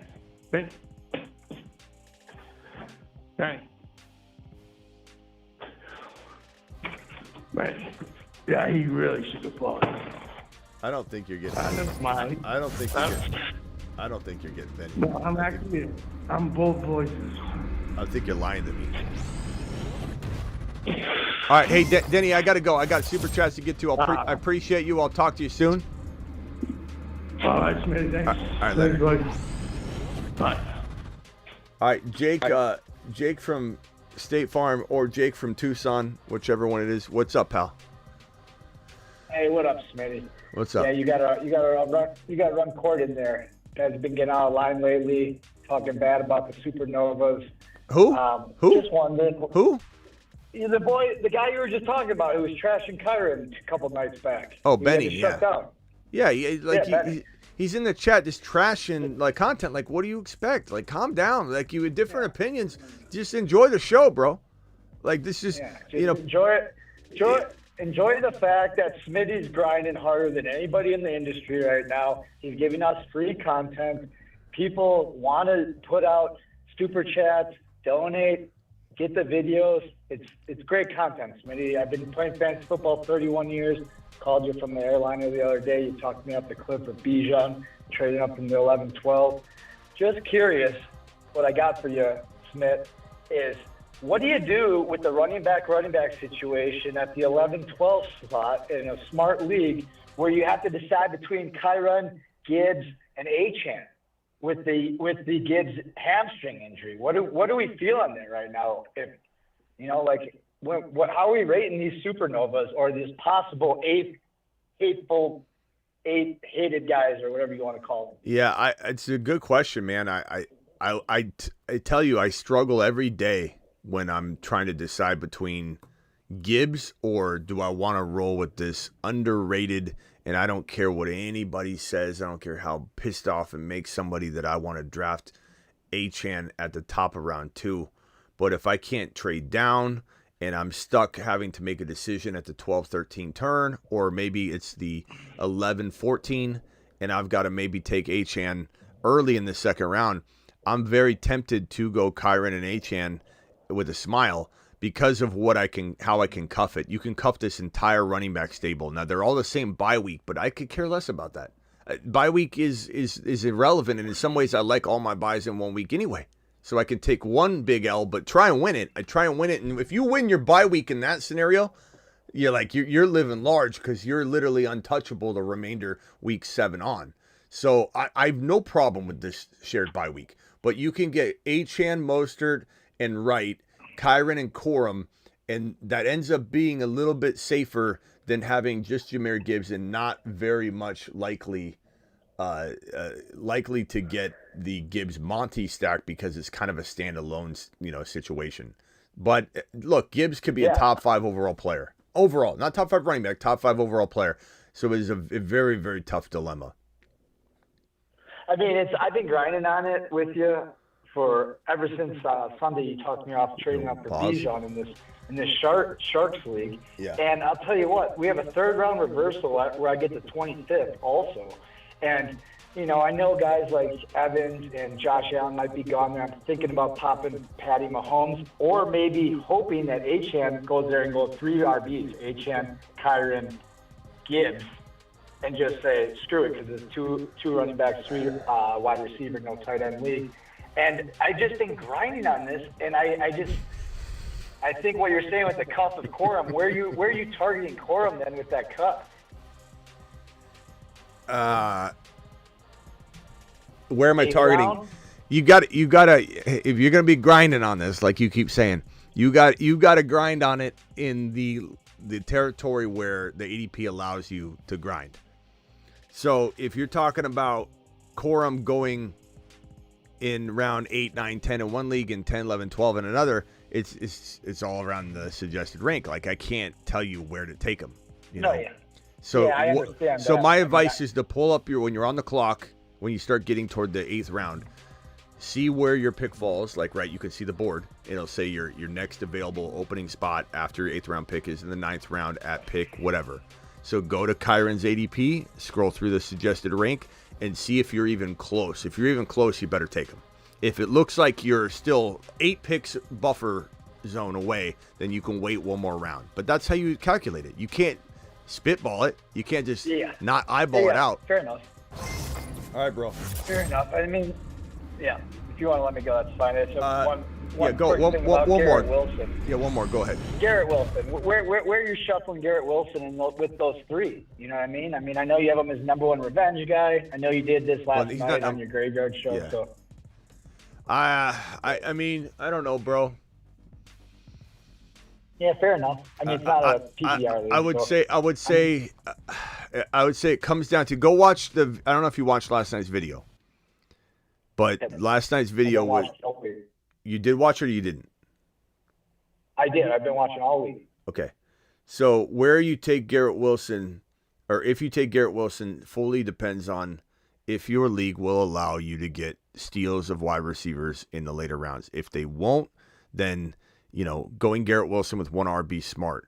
I personally find in non-best ball formats, no matter who I'm drafting with, even if they're pretty knowledgeable people, that I'm finding myself very comfortable getting a Tank Dell and a Debo, a Tank Dell and a DK, a Tank Dell and a Devontae Smith, a Rashee Rice, a Tank Dell, and a Xavier Worthy.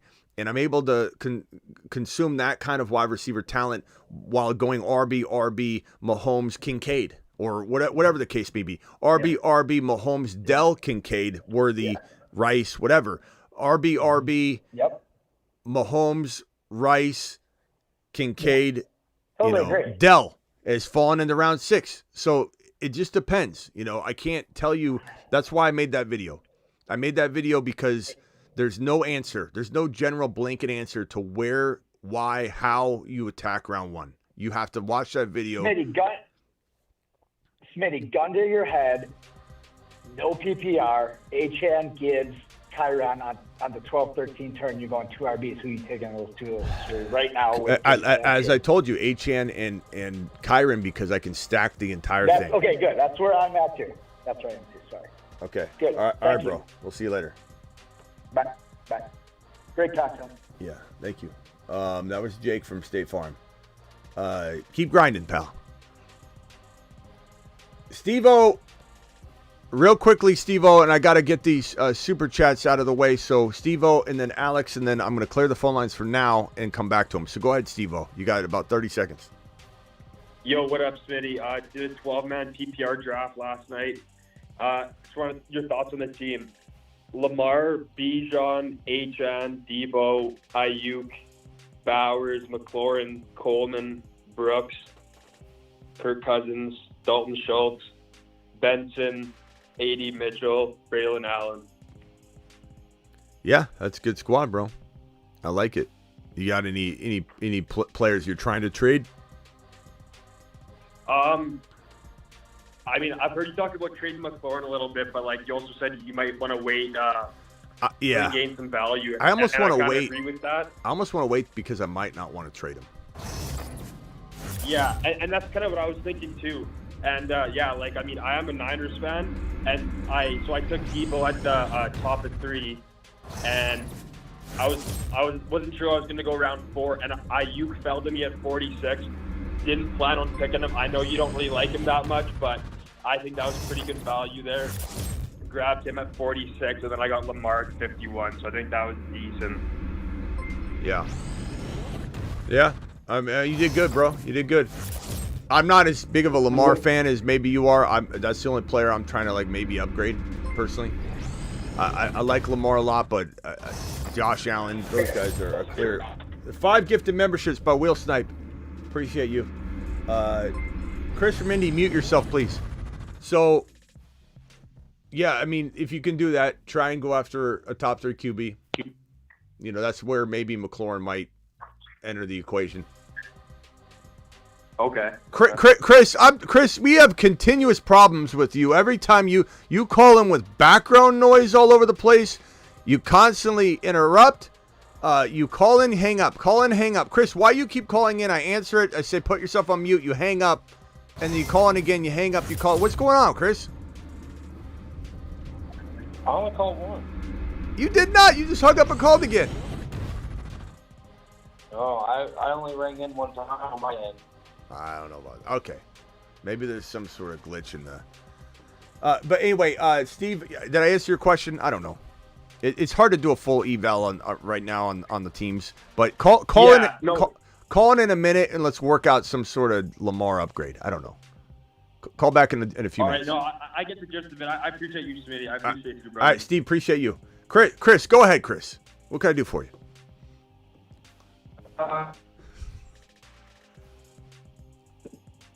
Tyler, ETN, and Brian Thomas Jr. for Diggs and A-Fan.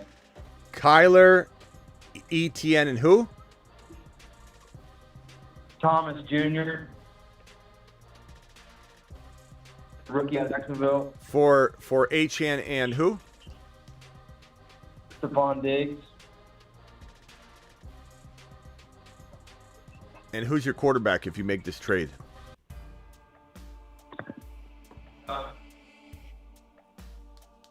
Chris, your phone isn't even working. Chris, we can't even hear him. He's cutting in and out. His phone drops. No, he did call in twice. His phone dropped. He called in again. I know it. This will be his third call in. The guy can't. We can't even get him on the same page ever. Chris is the most inconsistent caller we have. Chris, I'll answer this question the best of my ability. I think it's look, Diggs and Thomas Jr., as much as I love Thomas Jr., this is pretty solid. Like, you know, a solid bet to make. And I'd rather have Achane. If you have a Stroud or something like that, then I'd be tempted to do it, but it's pretty even. It really is. I mean, you're giving him a good amount of value. If he has no quarterback, this is a great trade for him. I'd almost be tempted to say, like, Kyler and ETN for Achane and Diggs, you know. But I don't know. It's really, really tough. All right. Who's on the phone? Alex, you're live. And then I got to get to these super chats. What's up? What's good, Smitty? So, how important do you think stacks are in redraft? I mean, I talk about this all the time. I realize you can't see every show, so I'm not trying to suggest that I don't want to talk about it again. But I literally... Yeah. Wrong button. This stack board I made for a reason. I reference it daily for a reason, and I kind of suggest that these cuffs are the main thing. Everything else is optional. But when you're I was talking about QB receiver. QB receiver? So you're talking about stacks, not cuffs. Okay, stacks. I said stacks, but okay. You did say stacks? Okay. Yeah. All right, my bad. You're good. Yeah, I think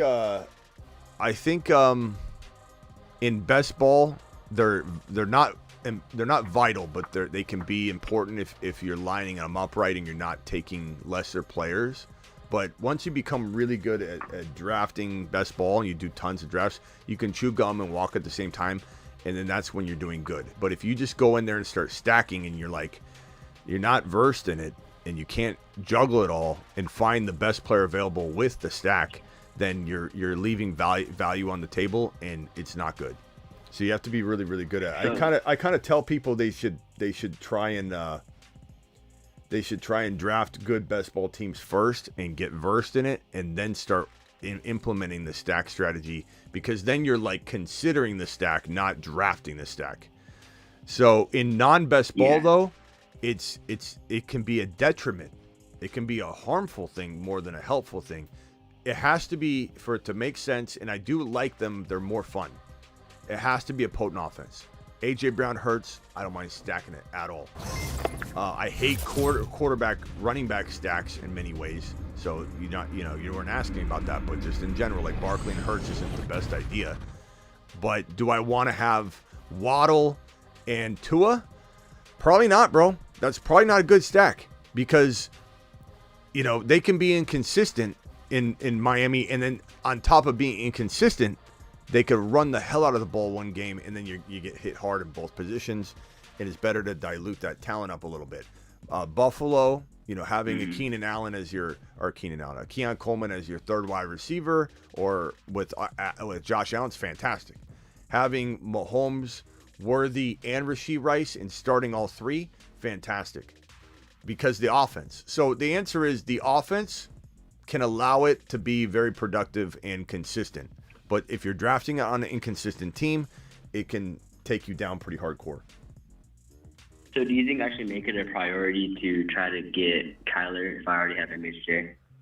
No. The priority, no. If it falls into place, that's fantastic. But a priority, no. I don't think it's wise to try and maneuver and plan for something like that and end up leaving value on the table. I think it could be fun, but it's no benefit to you. Like, if you can get a better quarterback than Kyler, and I'm not saying you can, that's a great quarterback. If you can get a better quarterback than Kyler, but you're passing on that so you can stack it, that's a wrong move in a non-best ball. That's not a good move. That's bad management. But if you're looking at two players that are completely even, it's not bad. But are you smarter to take Stroud over Kyler because you have MHJ? You're going to take Kyler? I think that's a mistake. But I think Kyler can dance with Stroud a little bit, though. So it's not like a crazy move, but I definitely wouldn't make it because of the stack. Yeah, I've already drafted those, so I already have MHJ. My other receivers are Tyreek and Debo. So I was just trying to figure out a way to stack someone. Who's your quarterback? Lamar. I was like maybe thinking of like using him as like a trade value and getting another position. I don't hate that if you can get something back. Like, what were you thinking? What's on his team that you could add to this to make it not about Kyler? It's about getting a better team. Like, that should be the answer. Is your team better? Is your team scoring more points weekly? Then the stack doesn't matter. So what players does he have that you could incorporate to downgrade Lamar into not that much of a downgrade into Kyler? And in some cases, Kyler could be better. So what can you add on that perception-wise? Because this is a perceived, downgrade. So at first I was going to go, I'm just trying to highball him first and try to ask for Kyler and Bijan for Walker and Lamar. But after that, I'm going to probably try to get JT with Kyler for Walker and Lamar. So you also have Mixon and McBride. So JT and Kyler. Good luck with these, by the way, because this is insane. But yeah. Try for this. The Bijan one, he's gonna say hell no to. Part of me thinks you shouldn't even try the Bijan one, because if you get him in the habit of saying no, then he's just gonna start looking at you disrespectfully, like, and then you're gonna say, what about this? No. What about this? No. So like, you keep getting somebody to say no. They may never say yes to anything, especially when the first one's like a real insulting offer. Then they start like wanting to play games with you. So I think you should just offer this one, Kyler and JT for Lamar and Walker. And if he says no to that, who's your tight end? I got Kyle Pitts. And you said he has McBride or Kincaid? Which one? He has McBride. Then you'd be stacking the entire Cardinal situation. Yeah, that doesn't sound too great in my opinion. Which could be problematic. Yeah. I mean, I don't know. Try the JT one. What other player can he throw in? What about wide receiver? What receivers does he have? Yeah. He has Adams, London, and that's about it, really. And who do you have? I have Debo, Hill, and MHJ. Debo, Hill. Yeah, Debo and London could be argued, so I don't know that you definitely need to do that or anything. Yeah, I was thinking of just upgrading Walker because my receivers are good and I already have Achane too. Yeah, but I don't know he's going to do it. But try, bro. Mm-hmm. Try. Yeah. Send Walker. All right. What other piece could you throw in to get it done? Like JT, and then he says, I want something else. What can you throw in that's kind of minor that might spice it up? I could give him, let me see, Worthy? No, don't give him Worthy. No. What about, I don't know, because my bench is Worthy, Watson, Coleman, Wicks, Wright, Myers, Warren, try it. Bring back his counter. I'd be interested what it is. All right, later, bro. All right, see you. Yeah, I don't mind that. That would be pretty good. All right, super chats coming in. Let me. Ray G says $10 hauler Denny to Saturn. To the moon. To Saturn. Appreciate you, Ray G. I need to create a to Mars button. It's so funny. I have a to Moon, to Saturn, no to Mars. I don't know why I've never created it. I guess I just keep putting it off. But we do need to add that. Okay, thank you, Chad, for the super chat. We got Mr. Out of the Box with a $20 hauler. Alert. Super chat alert. $20 super chat. $20 super chat. Alert. Super chat alert. We're gonna do a special little drone flight for Out of the Box. We haven't done a drone flight today, so Out of the Box. Here you go. We're going to put box. This is for you, pal. This is for you. Special lucky day. Every once in a while, I just pick a random $20 hauler super chatter, and I give you your own special drone flight. Welcome to the Mile High Club, pal. Appreciate you. Here you go.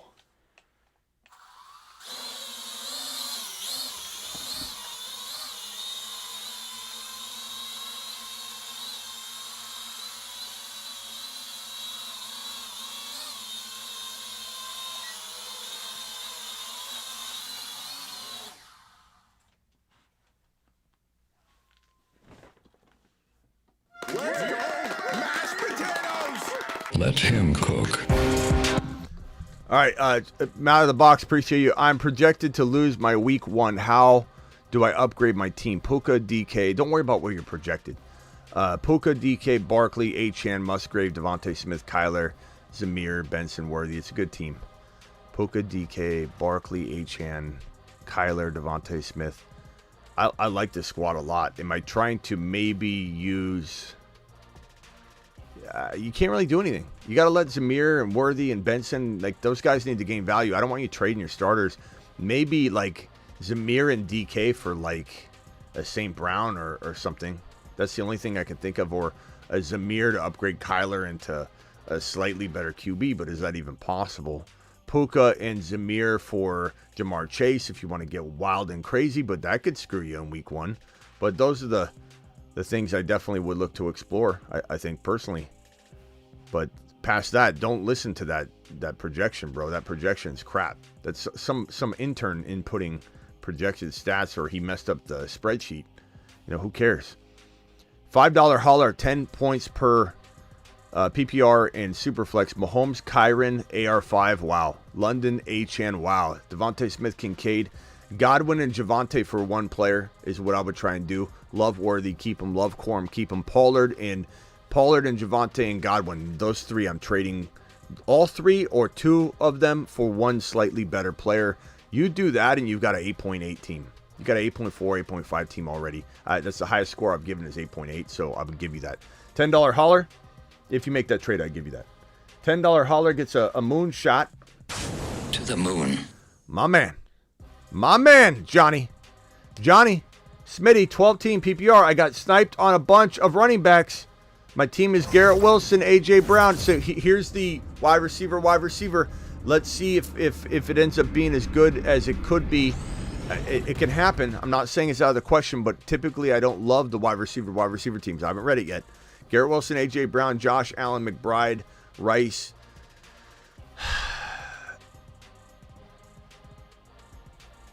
I mean, it's pretty good. Mostert, Keon Worthy. I mean, you're struggling at RB. Jalen Wright and Mostert, you have one good RB there. You got a little maybe greedy going Garrett Wilson, A.J. Brown, Josh Allen, McBride, and then Rice without going any sort of RB in between there. But, like, what do I want you to trade? I don't know. I mean, you could maybe trade a Garrett Wilson or A.J. Brown for Kyron. You've got Corum. That's what I'm doing, Johnny. And I'd probably try and keep AJB. Well, I don't know. I go back and forth on that one. Chat, what would you trade? Trade AJB or Garrett Wilson for Kyron, or AJB and Garrett Wilson for Gibbs? Chad Bender, UK Benny, take a lap. Thank you, Chad. Appreciate you. Chad to the moon. Chad to the motherfreaking moon. Alert. Super chat alert. $20 super chat. $20 super chat. Alert. Super chat alert. Hey, Chad, we're going to do a drone flight for Chad. Chad deserves a drone flight today. Bender.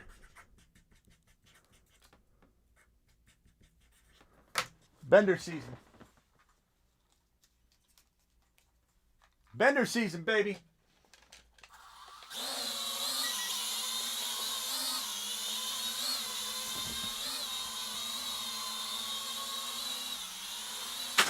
Oh.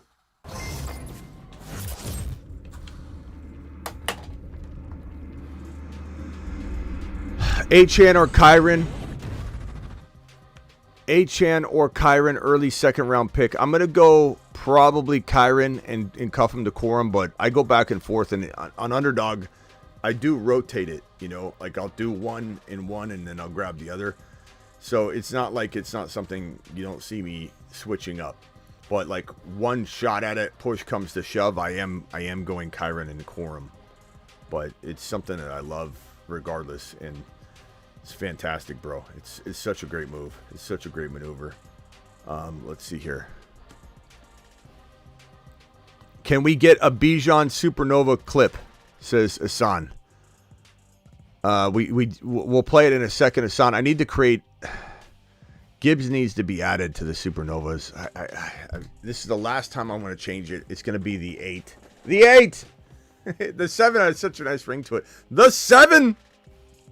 I don't know if I'm going to love it as much. The 7. The 8. There are handfuls of Saturn, Mars, and Moon men, but only 7 can become supernovas. I give you the 7 best picks in fantasy football. They are the 7 supernovas. The 7 supernovas. The 7 supernovas. The 7 The 8 supernovas.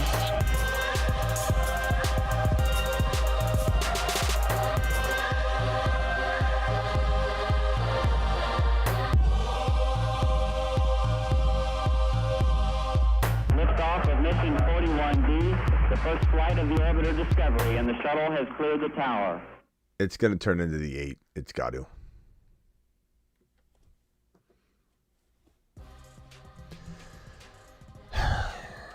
Now I got to redo that whole clip again. 12-team PPR. Running backs are Bijan, Achane, Stevenson, Benson, Dowdle. I want to pick up Wright. Should I drop Dowdle or Shakir? I'd drop Shakir before I drop Dowdle, or I would just make a trade because Dowdle's got a lot of hype today. There's a lot of like Dowdle tweets, and none of it is of significance to me. But when they were talking to Dalvin Cook, hey, who's somebody that stands out to you in the running back room? He's being asked about the running back room, like which one, Zeke or Dowdle? And then Cook's like Dowdle, because Dowdle's helping him with the playbook. And so like now everyone's like Dowdle's getting so hyped. Cook says he's the standout or whatever. It's like someone literally asked him, who do you like in the wide receiver room? There's two options. No pressure. Staring at him. Say something nice about Dowdle or Zeke. And so everyone, the whole internet's going crazy. Dowdle stock is up. Did you hear Dalvin Cook talk about Dowdle? Just volunteering information. He wasn't volunteering anything. So you can trade Dowdle. You can trade him. Tank Dell. Someone wants a Tank Dell clip. Hey, no one's claimed this Tank Dell clip with the $100 hauler yet. This Tank Dell clip might be the one that I would have had if it was me.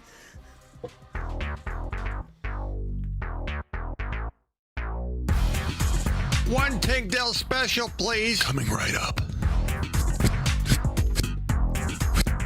Thank you. Yes.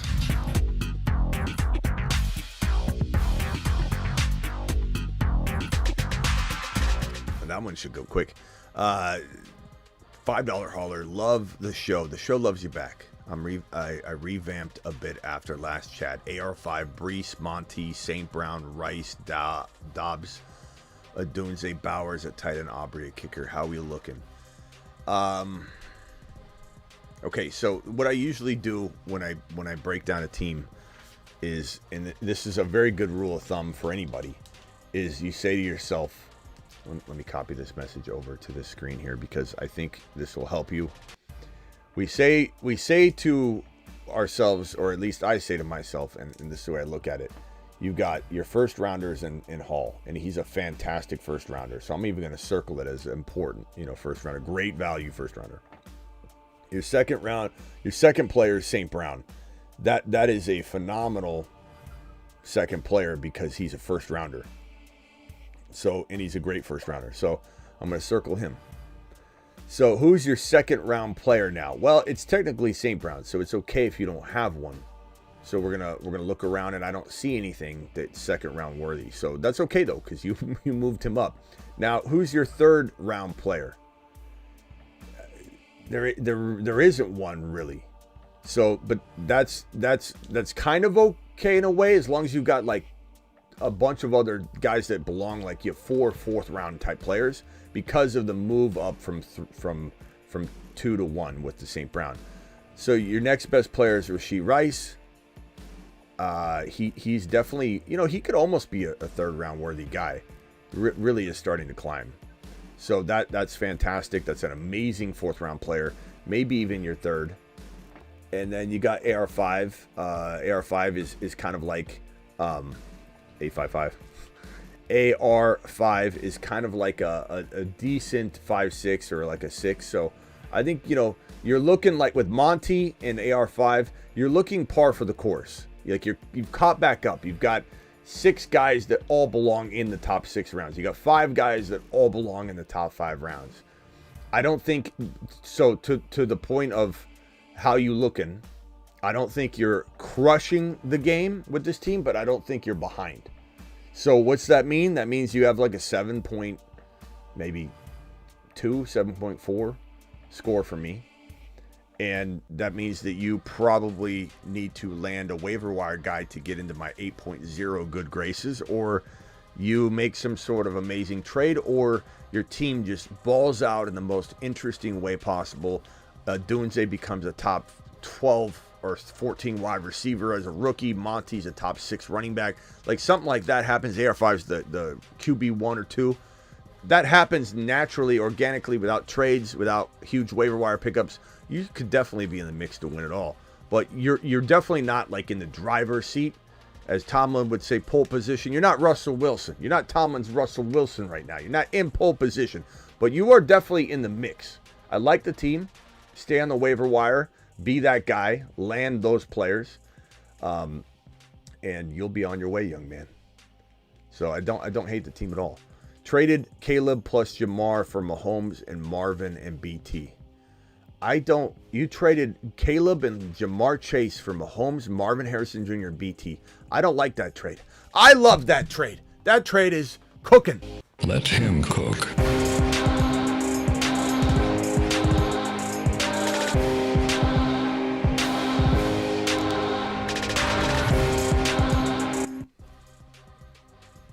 That trade gets me going. Appreciate you. Phone lines are back open. Call into the show. Call into the show. Brought to you by the Attic.shop. Get all your movie apparel, vintage movie tees and hoodies from the Attic.shop. Godzilla, King Kong, you name it.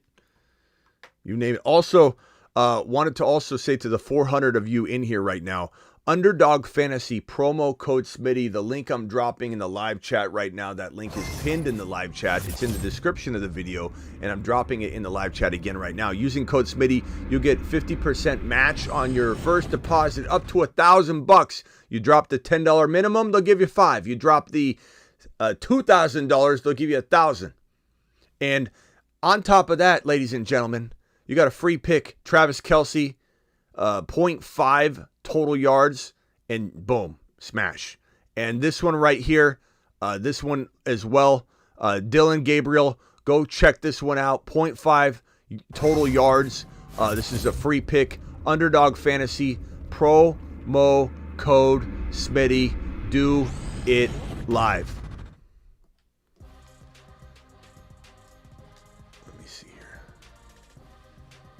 Nate from Chicago, you're live. What's good? So I have a question for my team, and I want to see if it's 2 we got wide receivers. So I got Gibbs, Kyron, A-Chain, and then my receivers are McLaurin, Worthy, and Coleman. And I got Mahomes as well. I mean, look, you stacked it a certain way. It's kind of like my example of you take a pitcher of water and you got, 6 cups and you only have so much water. You can pour it all in 2 cups. You can pour it all evenly.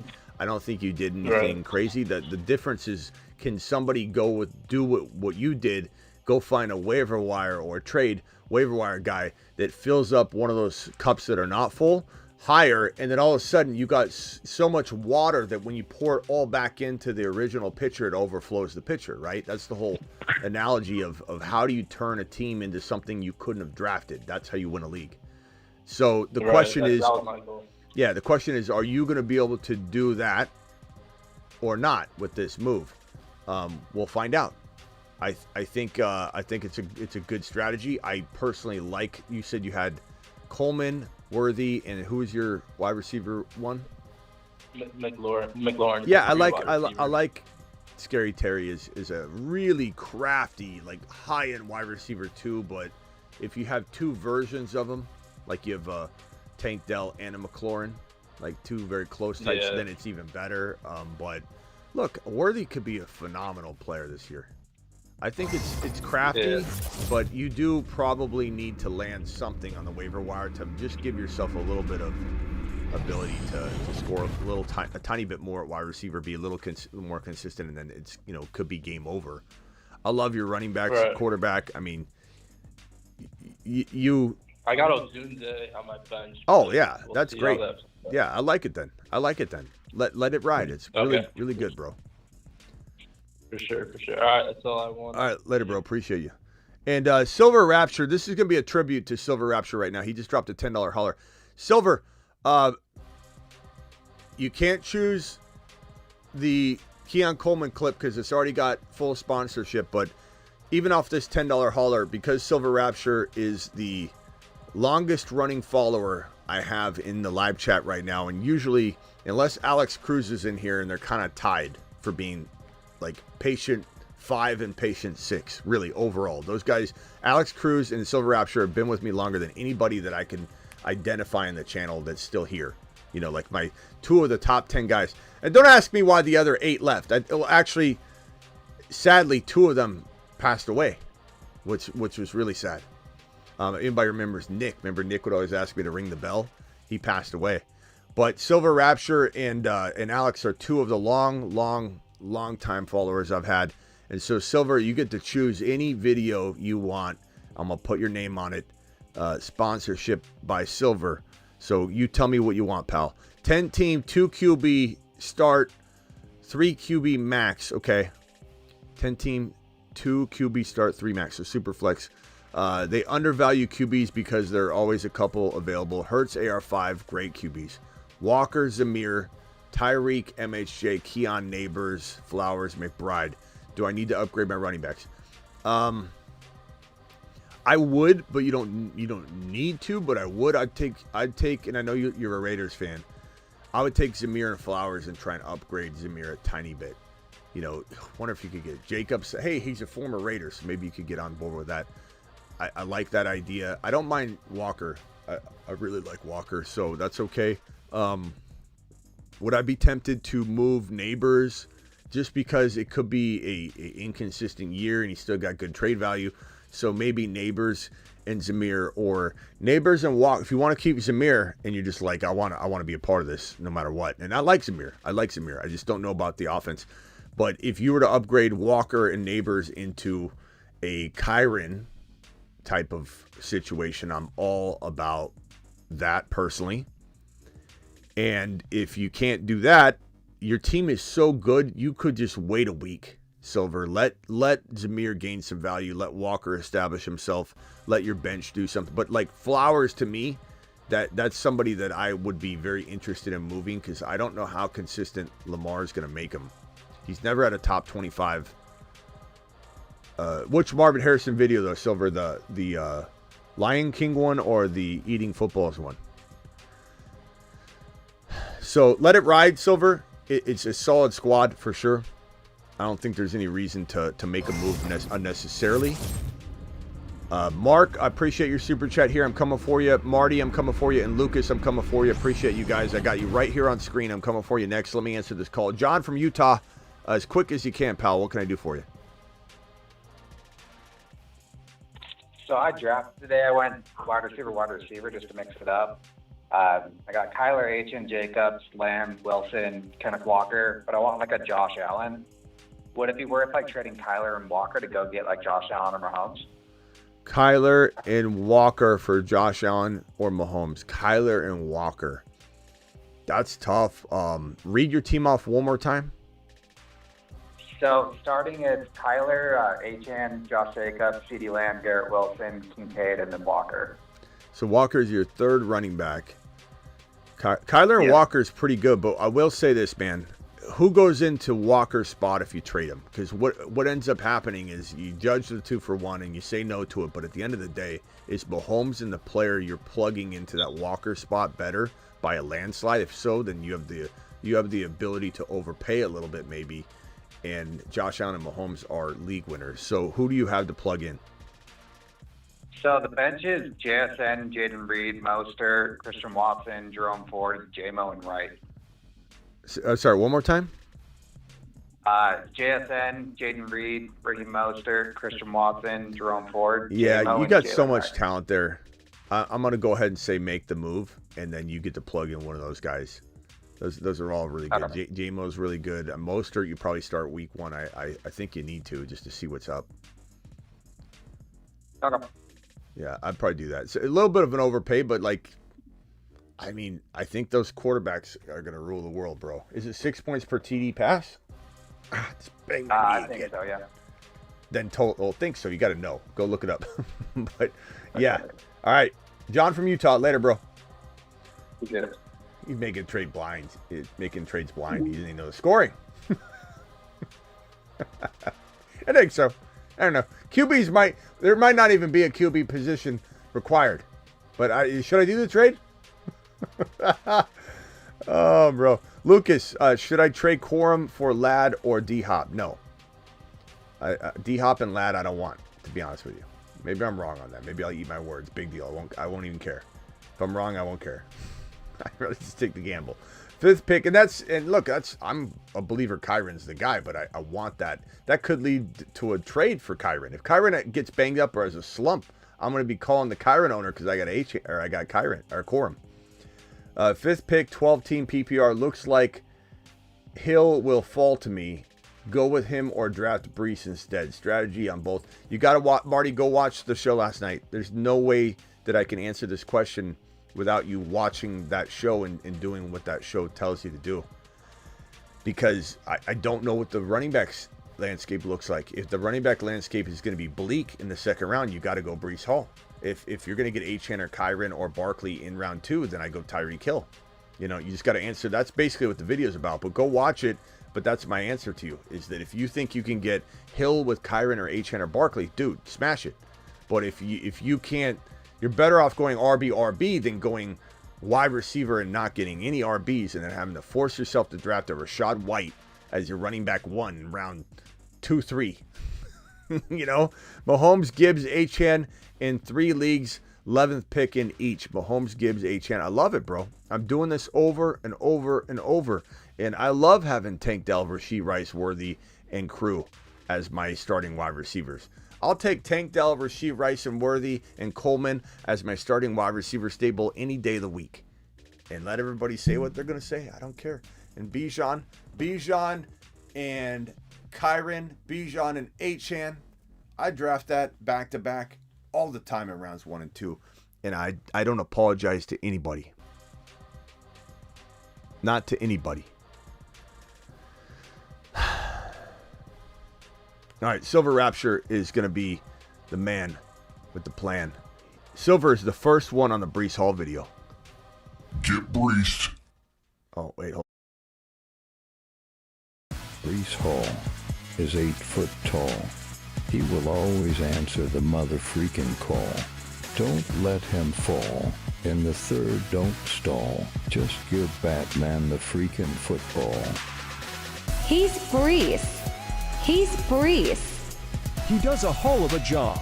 A whole of a job. A whole of a job. Brees Hall, please report to the moon. He does a hell of a job.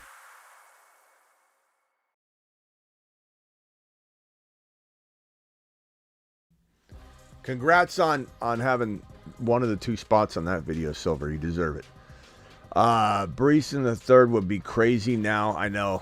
That video, when you hear it, it's like...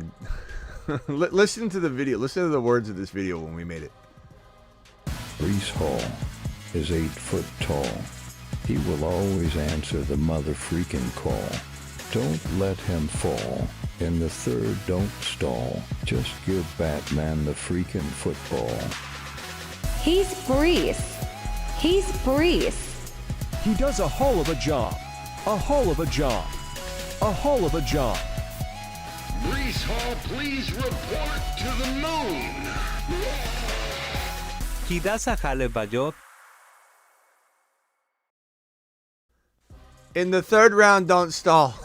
please. You remember last year, everybody, please take Brees Hall in the third, 4th round, please. Smitty, he's got an ACL. He's coming back from an ACL, Smitty. He's never going to do it. Didn't you hear about ACL tears, Smitty? Didn't you hear? You let me worry about what wide receiver, running back, quarterback can come back from an ACL tear the first year and what can't. That's why I'm here. That's why I'm here.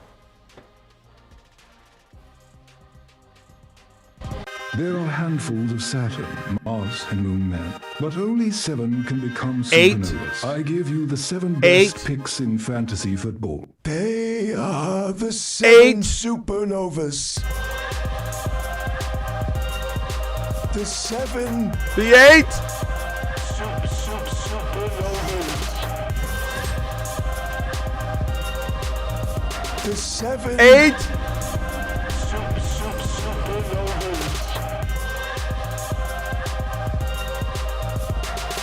The 7. 8. Supernovas.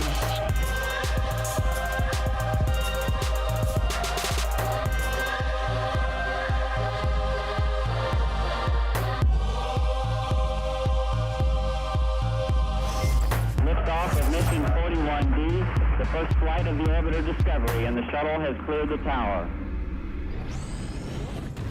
The 8!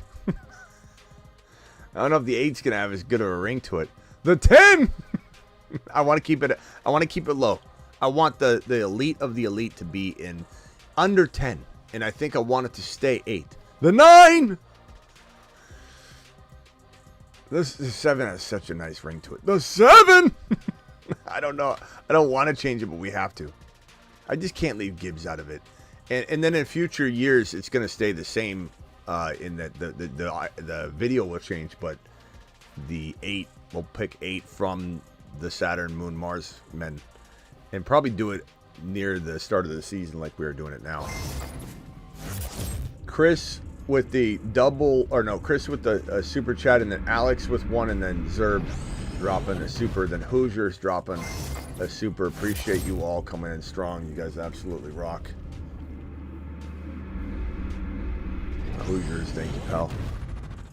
Zerb says best PPR wide receiver 1 Cup, Nico, DK, Debo, Deontay Johnson, a bust. I'm not a fan of Deontay. I wouldn't say he's a bust, but I think he can have a role, but I just don't love Deontay. Best PPR, I'm going to say Cup. Cup, then I'm going to say Debo, then Nico, then DK. Debo and DK are tied, or Nico and Debo are tied. DK, no wait, hold on. Cup and then Debo and Nico are tied, and DK is practically tied. Like, it's really close. But Cup is the clear one of that, so that helps me like answer your question. But I'm it's very cloudy in that the last 3 are very close. Smitty, if you have the 1.1, are you going CMC? No, Chris, I'm going Bijan. I'm going Bijan, I'm going Hill, or I'm going Lamb. I'll go CMC if I've got like 4 number 1 overall picks in 4 drafts, and I'll choose CMC in one of them. But I'm going Hill or Lamb or Bijan. But I'm going Bijan over CMC. Hoosiers, appreciate you. Dropping a 5 wad. Says, hey Smitty, which late round flyer stash do you prefer out of these guys? Mooney, McMillan, or Malik Washington? Give me McMillan. Mooney's pretty steady. He could be the safest. Mooney could be the safest, but I like McMillan. He's a talent. He's an absolute specimen. And there's a scenario where I can envision, close my eyes and say, is there a game where like Evans and Godwin will both be out and McMillan's the number 1 for like 2 straight weeks and we just get a big flash of what he's doing? I think so. Dog, appreciate you with the $5. Thoughts on Brees and Braylon Allen for Jahmyr Gibbs and Worthy? I take Gibbs and Worthy probably. No. Yeah, I don't. Depends on your wide receivers. I guess I would say, God, Worthy's so good. He's gonna be such a good player. He's such a good player, and Gibbs is so close to Hall anyway. I would probably say if you're set on your wide receivers and Worthy would be hard pressed to even crack the lineup, then I would say give me the locked in jet running backs. But I like Gibbs and Worthy a little bit more if like you were in desperate need of a wide receiver. And the last super chat, Alex, $5 hauler, 10 team, 2 PPR, 2 flex spots. QB is Burrow. J85 is your backup. Cup, Waddle, Olave, Ridley, Brian Thomas, Wicks. Running backs are Bijan, Gibbs, Warren, Corum. Very good team. Kelsey. Don't touch this team. Let it gain value. Would I want to maybe upgrade Waddle or Olave just because I could? Because you got Ridley and Brian Thomas Jr. and such an amazing, potentially, room full of trade bait, like even Jalen Warren. But every one of those guys needs to gain value. So you're in a holding pattern. Stand down and hold. But you're ready to strike. You're ready to strike. Smitty, you about to get paid, bro, says Boat. What's that mean? Appreciate you, Boat. Wild Bill.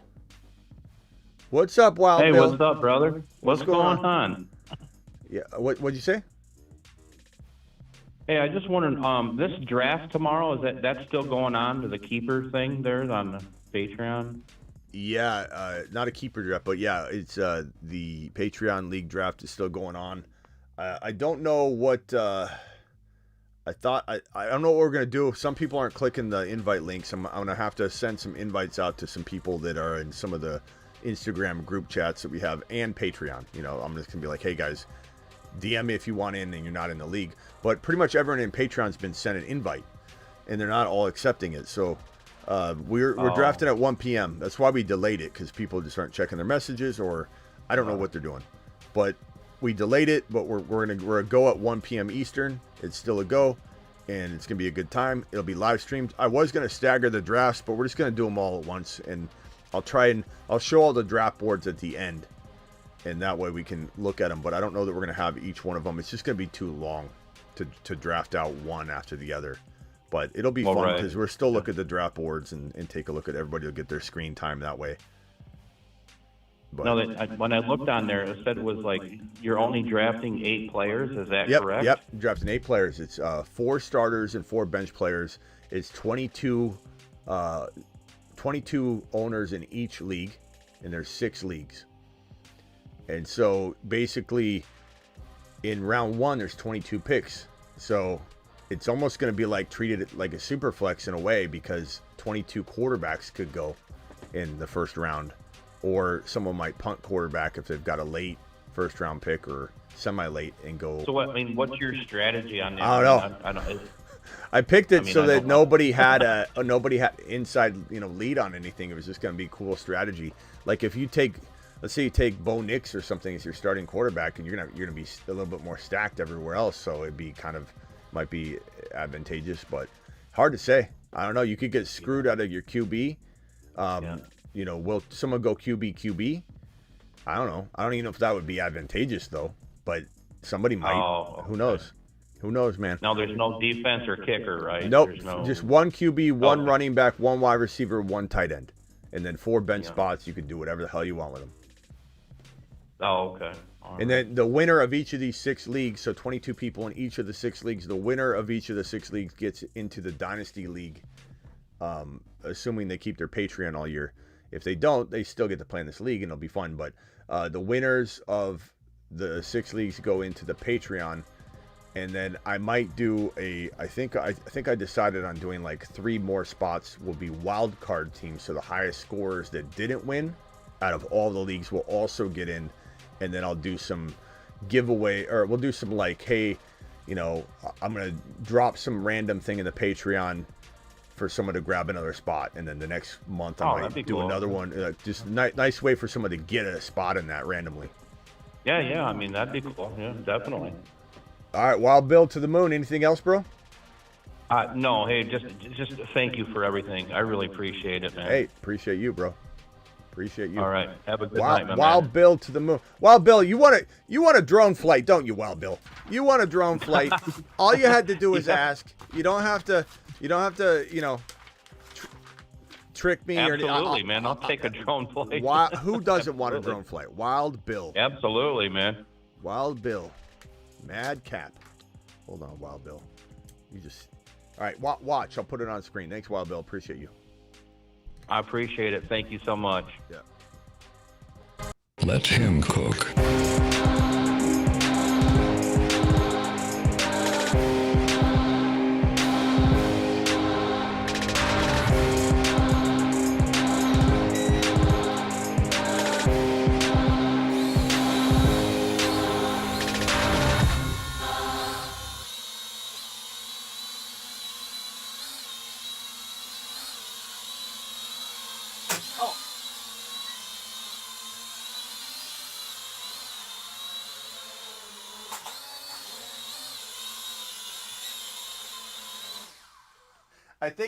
I think it needs to be recalibrated or something, because it's flying all over the place. That drone definitely has a little bit of an issue right now. Travis, you were live. Hey, Smitty. What's up? So on the Worthy thing, can you hear me? Yeah. Okay.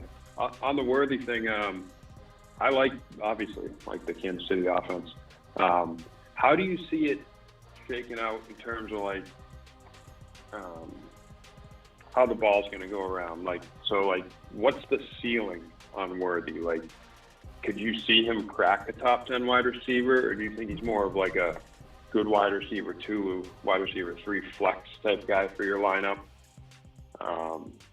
If Rice and Kelsey are doing what we think they do.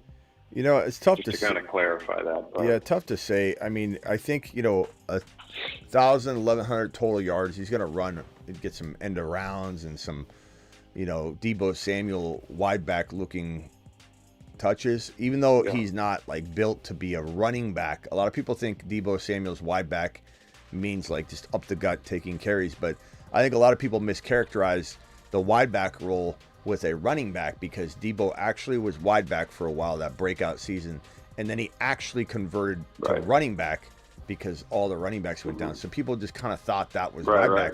Wide back is like you're essentially getting the football as though you're a running back in a way, but at the line of scrimmage out wide. So it's like you're still a receiver. You're still hitting you're running into defensive backs and such. So Worthy's going to be fine. He's going to get out in open space. But there's going to be a lot of times where he's like, in motion, and they'll use him in a lot of motion, and he's running behind Patrick Mahomes. Mahomes snaps the ball and literally just throws it to him as he's running, and he grabs it and just keeps his momentum. Like a lot of Worthy's motion stuff will be so they can get him in momentum, in movement. Because if he's got momentum, then he's so quick he doesn't get smashed at the line of scrimmage. His problem is going to be he's a little small, and he could get his world rocked. And I think if Worthy went to any other situation other than KC, we might not see him develop, because they're going to understand what his limitations are, work around them. He will eventually, in a year or two, develop some of those limitations will become strengths of his, or he'll figure out how to handle all the parts of the game that he might not excel at well. And they're going to be able to exploit all of his positives. And it's going to be a weird, like, oh my God, like this wouldn't have happened anywhere else. This is the most beautiful landing spot. And I admit, when it first happened, I wasn't sure what to expect. And I wasn't as gung-ho about it at the very beginning that I am right now. And that's okay, because you can't know everything right away. And you can't be first on anything right away. I'm not going to ever claim that I was first on Worthy or anything. I can say things about Coleman and Kyron and Achane a little differently, when we start talking about that. Breece Hall, nobody was higher on Breece Hall than this channel. Nobody from the onset. Nobody's higher on Gibbs for this channel. No one's higher on Bijan on this channel. I can say all those things with confidence. I can't sit here and say that about everybody. I can't sit there and go, Worthy, I'm higher on and nobody ever liked Worthy before. I actually wasn't sure, but that's okay. And I feel really good about this wide receiver room. Worthy and Rashee Rice, and even Hollywood, and you can buy Hollywood low right now because he's not playing week 1. It's a good buy low opportunity. These guys are going to the moon. And to answer your question, I would say 1,100, 1,200 total yards because of the running and everything is so possible for this kid. And a lot of receptions. He had 5 or 6 targets on like 2 or 3 drives in the first quarter with Mahomes. They dropped the ball and they didn't care. Like you could tell he wasn't like kicking himself. They weren't like, he was dropping the ball. Then they went right back to him when he caught it, and then he had a big gainer, and then he dropped the ball or went the wrong way, and it's like no big deal. They go back, they throw it to him again, they hand it off to him, and then he bobbles the touchdown but catches the touchdown. Everyone's celebrating. They love him. I feel like there's no judgment for the raw part of his game that he's bringing to the table. There's going to be leniency and no judgment for it, and he's just going to excel. It's like the positive dad that doesn't judge you. He just keeps propping you up. That's what Reed's going to be for him.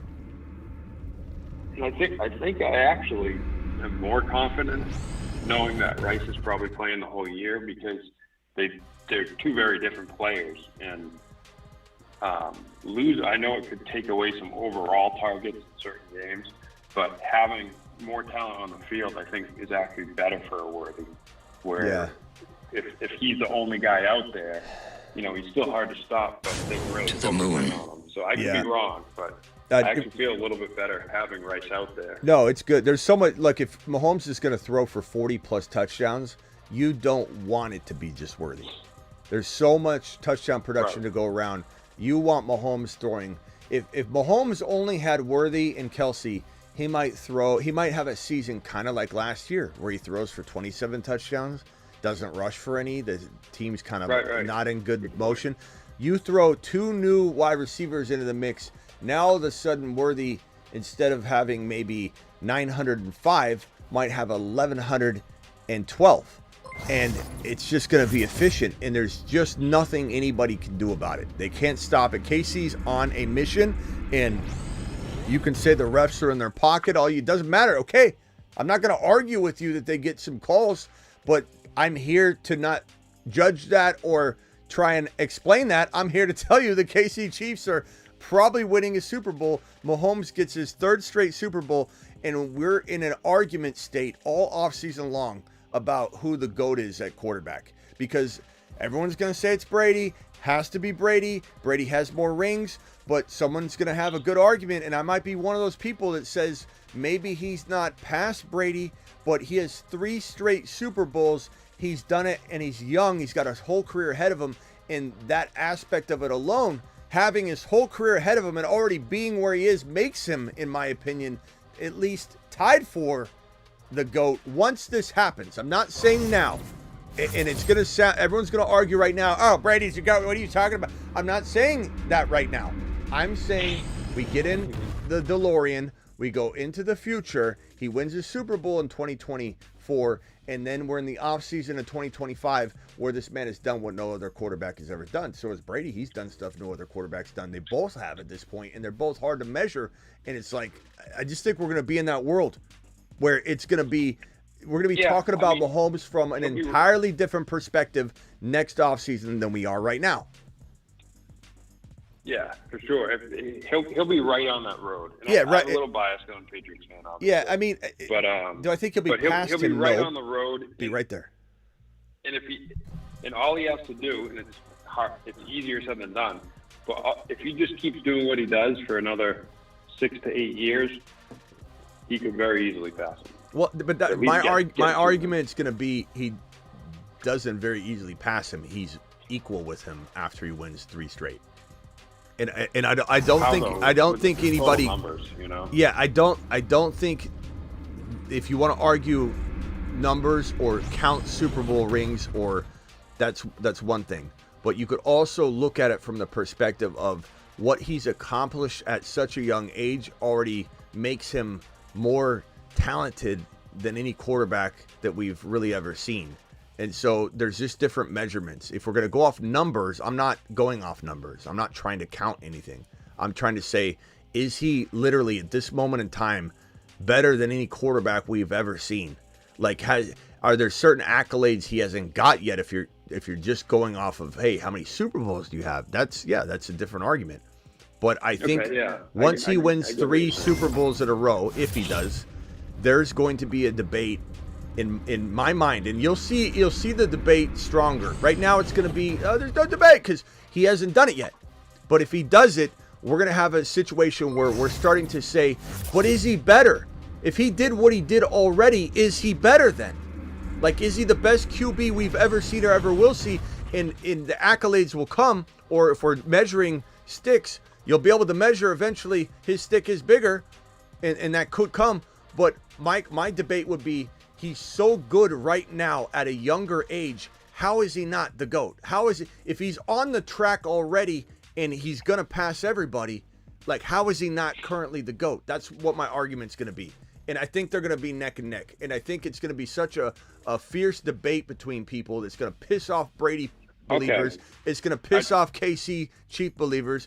And everyone's just going to be arguing it back and forth. And everyone's going to be trying to measure it differently. Like, you're going to want to measure it with Super Bowls and accolades and stats. And someone else is going to be like, I get that, but that's not what I'm trying to say. I'm trying to say there's never been a quarterback that has been as good as he is at this stage of his career. And that, to me, makes him the greatest. Okay, I get.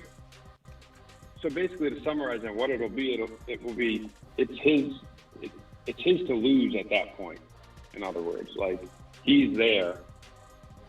You know, he's accomplished that. He's the greatest we've ever seen. Okay, let me put it this way. Let's say you're looking at this show. This show has 26,000 followers. Can I be the best fantasy show on the internet, even though I don't have as big of a following? I don't have, I'm not getting Pat McAfee money. Like, at some point you can't just say, oh, because the numbers are there, I'm saying that you could look at somebody and say, he's just getting going, but where he's at right now, let's say, is so far above where he should be. I'm telling you, we're staring at the GOAT, and I don't necessarily need to say, well, once the numbers catch up, I can officially christen it and say he's the GOAT. I'm telling you that I believe if he wins his 3rd Super Bowl in a row, which is something that nobody's done, that accolade is easily, in my opinion, something you could set up there with any other accolade, whether it's accumulation of Super Bowls or whether it's total yards. Like, this is the whole thing. Like, LeBron passes Jordan in this stat or this stat. It doesn't make him better than Jordan. You know, Barry Sanders played a very short period of time compared to other players that pass him in this, and this, right? But Barry's still always going to be the best running back, I think, to ever play the game. So you got to look at it from those different perspectives. You can't just say, oh, Brady won this many Super Bowls, Brady had this many yards, and look at it from that perspective. Dan Marino didn't win a Super Bowl at all, but we still argue that Dan Marino is one of the better quarterbacks to ever play the game. It's just a measurement, and I think everybody argues over how you're measuring it. But for me, Mahomes, if he wins, again, everybody remember what I'm saying. If he wins his 3rd straight Super Bowl, I believe he's not on track to be the GOAT. I believe they are neck and neck. It's already a fierce debate as to who is the greatest quarterback of all time. And it's going to get a lot of pushback right now because it hasn't happened. Let's let it happen. If it happens, it happens. And then we're going to see all these people go, God. They're going to come in and they're going to love Mahomes 2x. They're going to love Mahomes 4x. But, you know, I get what you're saying. It's all about measurement. I see both sides of it. Sure. It's all about measurement. And a lot of people are going to say, I can't be unbiased because I'm a Patriots fan. I admit I have a little bias. But, you know, I guess at the end of the day, to me, it's like in Mahomes' era, for sure, he's the greatest to do it. In Brady's era, he was the greatest to do it. For sure. And then after that, you have to see how long did they do it for, you know, and you have to start stacking all this different crap up, and so you can get different answers. But see, that's where I've always given Mahomes his credit. So. But that's where I also see, like, it's how you're measuring it, like stacking up something. Sometimes it's not stacking. Sometimes you can't ever stack up the same and measure it the same. You're never going to be able to. You're never going to be able to overlay it. Like sometimes someone might ask you, was Barry Sanders the best running back to ever play, without pulling up anything or trying to overlay stats? I think you just say, yeah, he was the best running back to ever play the game. No, you know what I mean? Was Michael Jordan the best player to ever play the game, the NBA game? And it doesn't matter who passes him. Doesn't matter how many Super Bowls or how many championships LeBron has, or if he wins 2 more or whatever. It doesn't matter to me. It doesn't matter if LeBron wins 2 more finals. I don't care. Jordan's still the best player to ever play the game. The stats and accolades won't change that. So what I'm trying to say is, in my mind, if Mahomes wins his 3rd straight, I don't care what the stats say. I'm merely telling you, in my opinion, and it's my opinion, Mahomes, in my view, will be the greatest quarterback. And there's nothing anybody can say to change my mind based on accolades. Like, accolades are great. That's a different measurement. You know, it's a different way to look at it. Just like Barry Sanders is the best running back to ever play, no matter what anybody ever does, no matter how long somebody plays. Like, Emmitt Smith played so long and racked up so much production, and Tomlinson racked up so much production. There's certain players that played so long, you know, and that can only take you so far, in my argument. Yeah, I guess the last thing I'll say on it, because we can go in circles forever and waste time on it. Last thing I'll say is that, like, I guess the way I look at it is, like, Emmitt Smith was he wasn't always the best running back of his era, though. Like, he just stacked. He was very good for a long time. Where, like, Brady and probably Mahomes too will not only be the best of their era, and they'll have the numbers and trophies to back it up. So it's like those two are going to end up being such a unique case. Just like LeBron, you know, he he'll have a million championships, but he's going to play the longest and have the best talent around him forever. You know, so it's like I think each one is just a different. I get it, but you also I get what you also got to saying. like in my example of, and I don't even want to necessarily use my, you know, I'm not trying to be vain and say something about my show, but like when you say something like, okay, this show compared to a bigger show, someone might say, no, this is I don't care what the stats say, this is the greatest show in your opinion, whatever. And so maybe we never pass, you know, maybe we get bigger than Pat McAfee. Never going to happen probably, but someone might say that, you know, for their assessment, they like watching this show versus that show. Like I guess the best way to describe it is, let me think of another example. It doesn't have to be a numbers. Numbers don't always tell the story. You know, like Dan Marino is so much better than quarterbacks that won Super Bowls. You know, like would somebody say Eli Manning is better than Dan Marino? Like just because he won Super Bowls? Like No, of course not. So that's what I'm saying. Yeah, so but like, that so factors Brady into doesn't it, too. Brady doesn't have an uncatchable lead on everybody because of the Super Bowls. I think it's certainly a factor, and because of what he did and how he did it, it's not just Super Bowls. He is the second. He will always be in the 1, 2, 3 conversation probably forever. You know, but I'm not going to hold someone back because they don't have Super Bowls. All right, let me move on from that topic. Let me get this. Nero, Go for it. I'm backed up on Super Chats here. Nero, I'm pick 6, 10-man PPR. Looks like Amon-Ra, Jefferson, and Chase will fall to me. Not sure. Let me get the phone line cleared off because I'm backing up on these now. Hold on one second. Johnny Claus, or Johnny from Kansas. Johnny Claus. We have a Johnny Claus that calls in. Johnny from Kansas. Yeah, Johnny Kansas. Yeah. What's up, Johnny? What can Hey, I I do for you? just quick question. I'm in a full PPR, but we run 3 wide receivers in our starting lineup. Does that change any perspective on starting off?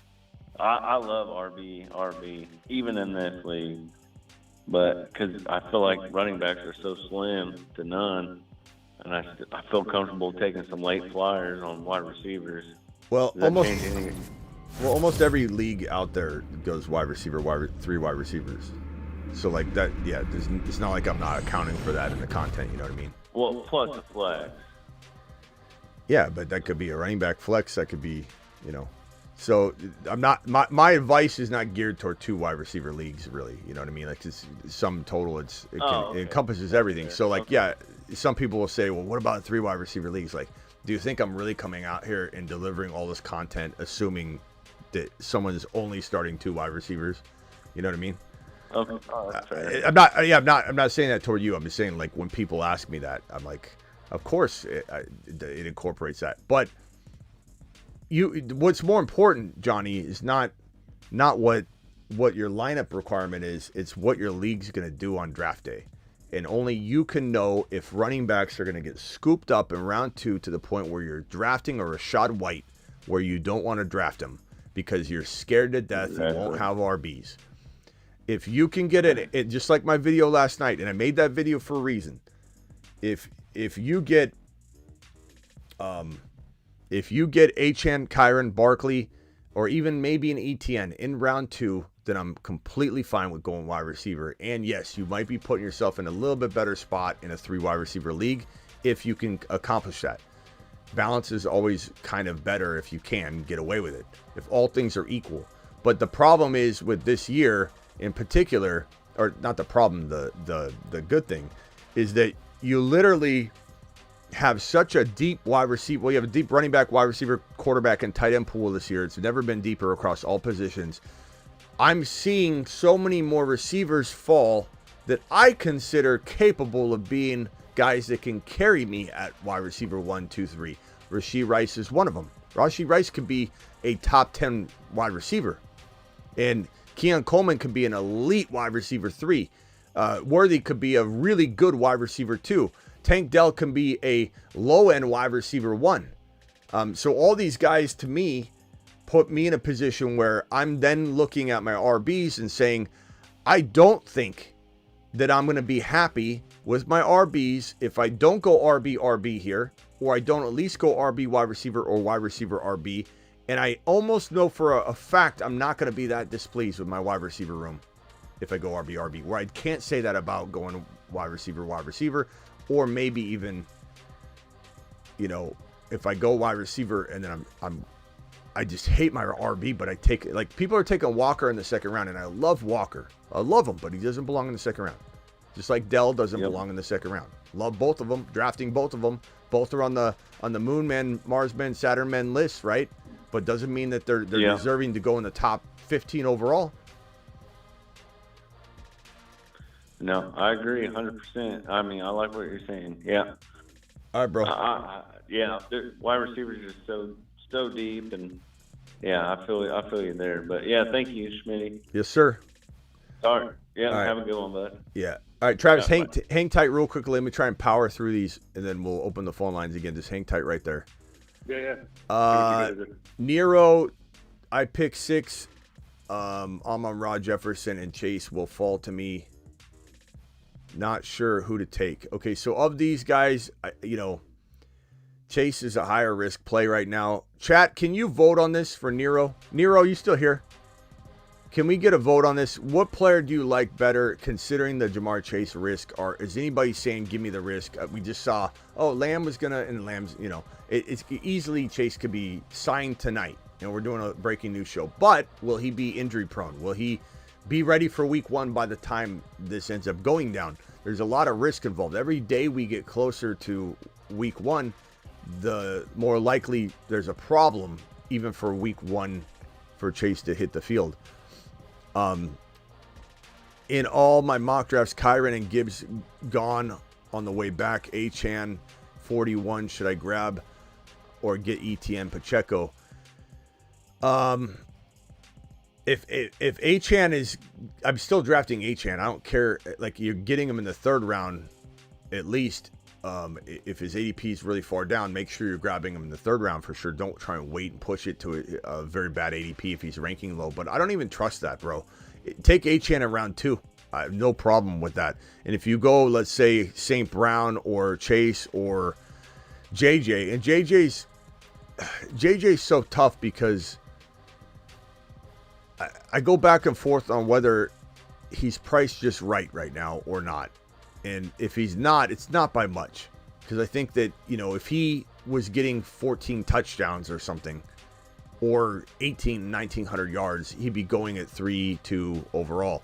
The fact that he's going in 6-7, he's going in the territory where you're getting St. Brown, I mean, he's probably getting that value pretty easily. I just don't know if he'll exceed it. So I think he's priced pretty good. Amon-Ra could exceed it. Chase could definitely exceed the ADP, but he's also got the highest risk. So Amon-Ra in Achan would be fantastic. Amon-Ra and Kyron would be fantastic. The only question I have for you, Nero, and go watch the video. It's up there for a reason. How to attack round 1. It's right up there for the taking. It'll help you win your league, I think.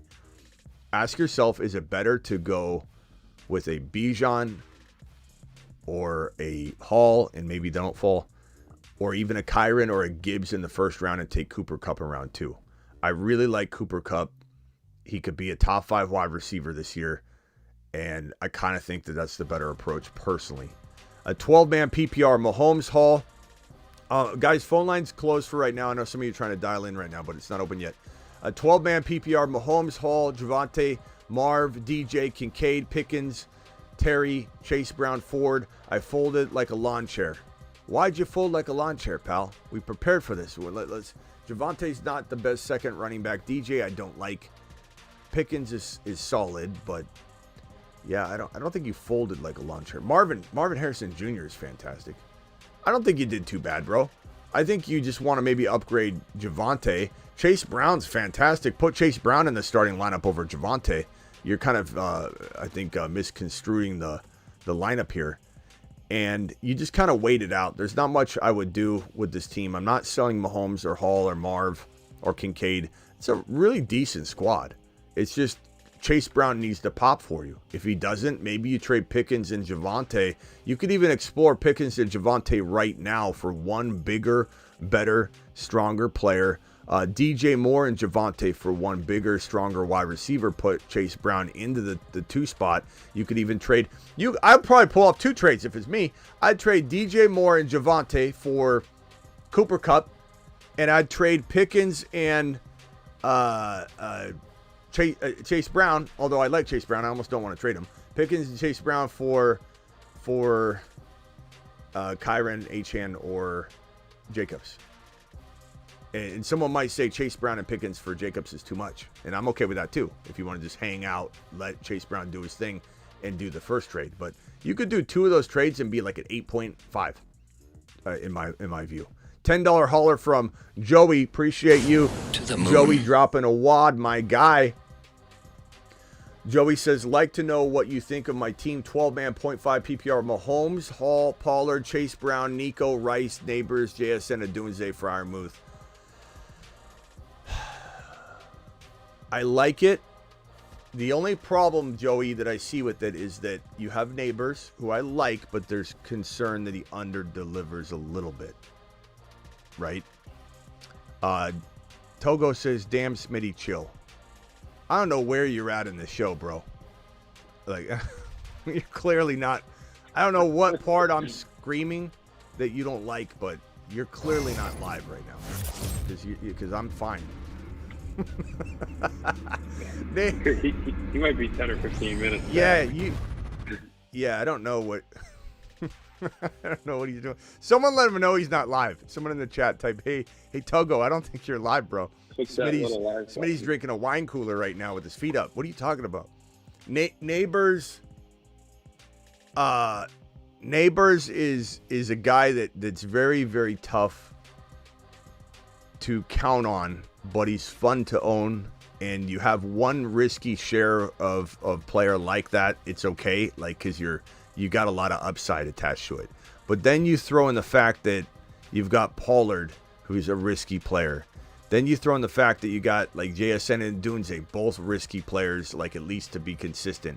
Then you got the fact that Nico's there, who I loved Nico a lot. Like if Nico was going in around 4, he'd be a Saturn man maybe. Just like Tank Dell is going around 4, 5, 6, and he's absolutely one of the best picks in fantasy football this year. So if he was going around 2, I wouldn't be drafting Dell. So Nico's just going too high, so there's risk there. This whole team, besides Mahomes and Hall, has a lot of like combined risk that it makes it feel kind of risky. I love Rice. If it's me, I'm maybe banking on.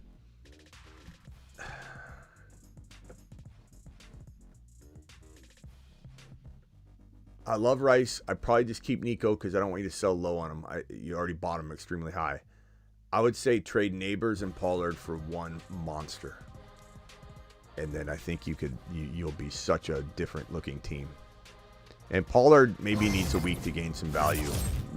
I think when you throw Neighbors and Pollard together, it kind of gives someone more hope to say, one-on-one, Pollard might not be worth it. But you throw Pollard into a 2-for-1, now it's like you're diluting that responsibility. So you're going, well, Neighbors might be amazing. Pollard might be amazing. I'm getting 2 mites. 2 mites equal for sure.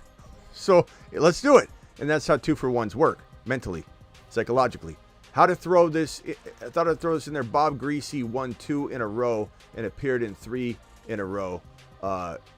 Getting there and winning isn't easy at all, says Superfish. Thank you, Superfish. Appreciate the $5 hauler. And the accolades aren't everything anyway. But the accolades with the play, as Travis said, it does come together for Brady to where it's like he didn't just have the numbers, he was the guy. So together it's amazing. And while it's tough to like say Mahomes is the numbers aren't there for him yet to compete with someone like Brady from a statistical perspective, but the play is 100% there. And dare I say, it feels, and proof will be in the pudding if he wins 3 in a row, dare I say that feeling of being that absolute force that you just can't stop, the dynasty feel is going to be as great as anybody's that any other player has ever carried, because you're winning 3 straight. That's never been done. So it's like they're just different vibes, they're different feelings, they're different measurements. It is what it is. And the disadvantage I have right now by even bringing this up is that he hasn't done it yet, so no one's feeling it yet. But once and if it happens, and he has 3 Super Bowls in a row, I'm telling you, you're going to see it everywhere. Right now, you're not, and people resist it. And this is kind of like I'm going ahead a little bit, and that's why I'm going to get pushback on it. But let's wait and see. If it happens, everyone's going to think differently. What you think about Mahomes now won't be the same. If he wins 3 in a row, you'll think of him differently. If he wins 3 in a row while throwing for 40-plus touchdowns and running for 5, you'll also think very differently about him. So it's going to be like a double fecta effect. $5 hauler from Wesley, 12-man PPR QB, Daniels, Tua, Gibbs, Kyron, Achane, Pollard, Neighbors, Rice, Worthy, McBride, got Corum and Wright too. I like this team a lot. I think because I love your running backs. Your wide receivers are crafty, but because you got McBride, it kind of all works. Am I tempted to maybe trade a Pollard and Neighbors for a slightly better wide receiver? Yes. And who would that be? Cooper Kupp. Who would that be? DK Metcalf. Who would that be? Maybe, I don't know. Maybe Pollard and something on the bench like Palmer for like Dell. I don't know. Maybe somebody's so in need of an RB, they do something like that. That would probably be what I would explore. But I like your team a lot. There's not much you can do. You got to let that play out. That team's very, very solid. It's built very strangely. And it's kind of something I would do, as I've alluded to. So, unfortunately, when you go down that road, you don't have a whole lot of trade bait because you're going off a lot of sleepers. And you need that wide receiver room to pop. But it's pretty good. I mean, Rice is going to do it. You got Worthy. Those are 2 amazing players. And you got Neighbors. That's exactly what I've dialed up for that type of strategy. Get a Dell, a Rashee Rice, and a Worthy, and a Coleman. You've got Neighbors. So you're fine. Try and move Pollard if you can. If you can't, wait it out. Maybe Pollard scores 2 touchdowns in week 1 and you can move him. $10 hauler from Espinoza. To the moon. Appreciate you, my guy, dropping the 10 watt on screen. Smitty, what do you think about my team? 12 team, Dak, Kyron, Jacobs, St. Brown, Debo, McBride, Godwin. I like this team a lot. I'm trying to move Godwin. I want to trade Godwin, but let me know what I should do and what for anything. Godwin for what? What could he even get for Godwin? Straight up, I don't know. Jacobs, I like. Kyron, I like. Dak. Maybe Godwin and Dak for a slightly better quarterback. Maybe you don't trade Debo, don't trade Jacobs, don't trade Kyron, don't trade McBride. Godwin on the bench. Ford, you got Ford. Ford's tough. If you could trade Ford and Godwin now for a, swing big like Cooper Kupp, swing big for Devontae Smith. Godwin for Dell straight up. If you can't get enough for Ford though, let Ford do his thing in week 1, because I think you're gonna have some good. Rice? Yeah, Rice would be good. Go after Rashee Rice. Some people doubt him. Yeah, that'd be good. I like that. But you might want Ford to go do his thing, because I think Ford scores 2 touchdowns or 100 yards and a touchdown. You're gonna have a lot of people knocking on your door. Bijan or CD. I'm going. It comes back to that video. Go watch my "What do you do with round 1," Ian, because it doesn't. I can't tell you a blanket statement. I can only say if you can get a Kyron, Achane, Barkley in round 2, go CD. If you can't, go Bijan. Grab your worst case scenario Cup, or you get a London or something. But you got to make that decision for yourself based on if running backs will fall to round 2. If not, grab Bijan. Drafted last night, 12-man league here. 10th pick, AJB, Gibbs, Achane, Hurts, Cooper, Amari Cooper, Kincaid, Worthy. I like Worthy, Jalen Warren. I like the team a lot. I think you didn't miss at all. AJB, Gibbs, Achane, Hurts is absolutely phenomenal. Amari Cooper is actually pretty good considering you got Kincaid still. I am trying to get rid of Amari Cooper. I think your running backs are so strong. You could use Chase Brown in a flex, but you could trade a Cooper and Chase Brown for a player like, again, I keep using Cooper Kupp. You could trade Amari Cooper straight up for Dell if you're willing to risk it, like I would. You could trade Amari Cooper and Chase Brown for probably, let's see, Devontae Smith, DK, and that might be pushing it, because like Chase Brown could be really good, so you might want to wait it out a little bit And then you get to a point where it's like, you know, I want to swing for a Cooper Kupp and a Lave, a Debo, you know, a Nico. I would trade Chase Brown and Kupp for and Amari Cooper for those guys, for like a Nico, a Kupp, players like that. Past that, you're waiting. Let it play out. It's a good team, very good team. Sometimes no move is the right move. 12-team super flex, AR5, Kyler, fantastic. MHJ, Devontae Smith, Worthy, Coleman, Hollywood, Pitts, Jacobs, Najee, Chase Brown, Corum. Trade Najee and let's see. Najee and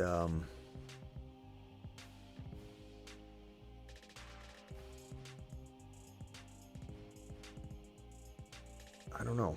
I don't know that there's much to do here. Najee for, I like the Dell idea. Najee for Dell. Najee and I like Hollywood. You don't have Mahomes though, so I would be tempted to go Najee and Hollywood for Kupp, Nico. You know, the usual suspects I keep listing off. Debo, London, MHJ, Najee, Hollywood for MHJ. All those are very, very, I think, doable. Somebody might accept one of those. You send out 15 offers, one of those could get accepted. I mean, that's the whole point. People that come to me and say, Smitty, I offered 3 offers. I didn't get any. You told me to make some trades. You told me to do a 2-for-1. I sent out offers. No one's biting. How many offers did you send? 2 or 3? Well, no wonder, because the return rate on a trade where you're winning, like you want to do even Steven trades, that's up to you. But I want to smash. I don't know about you, but I'm smashing.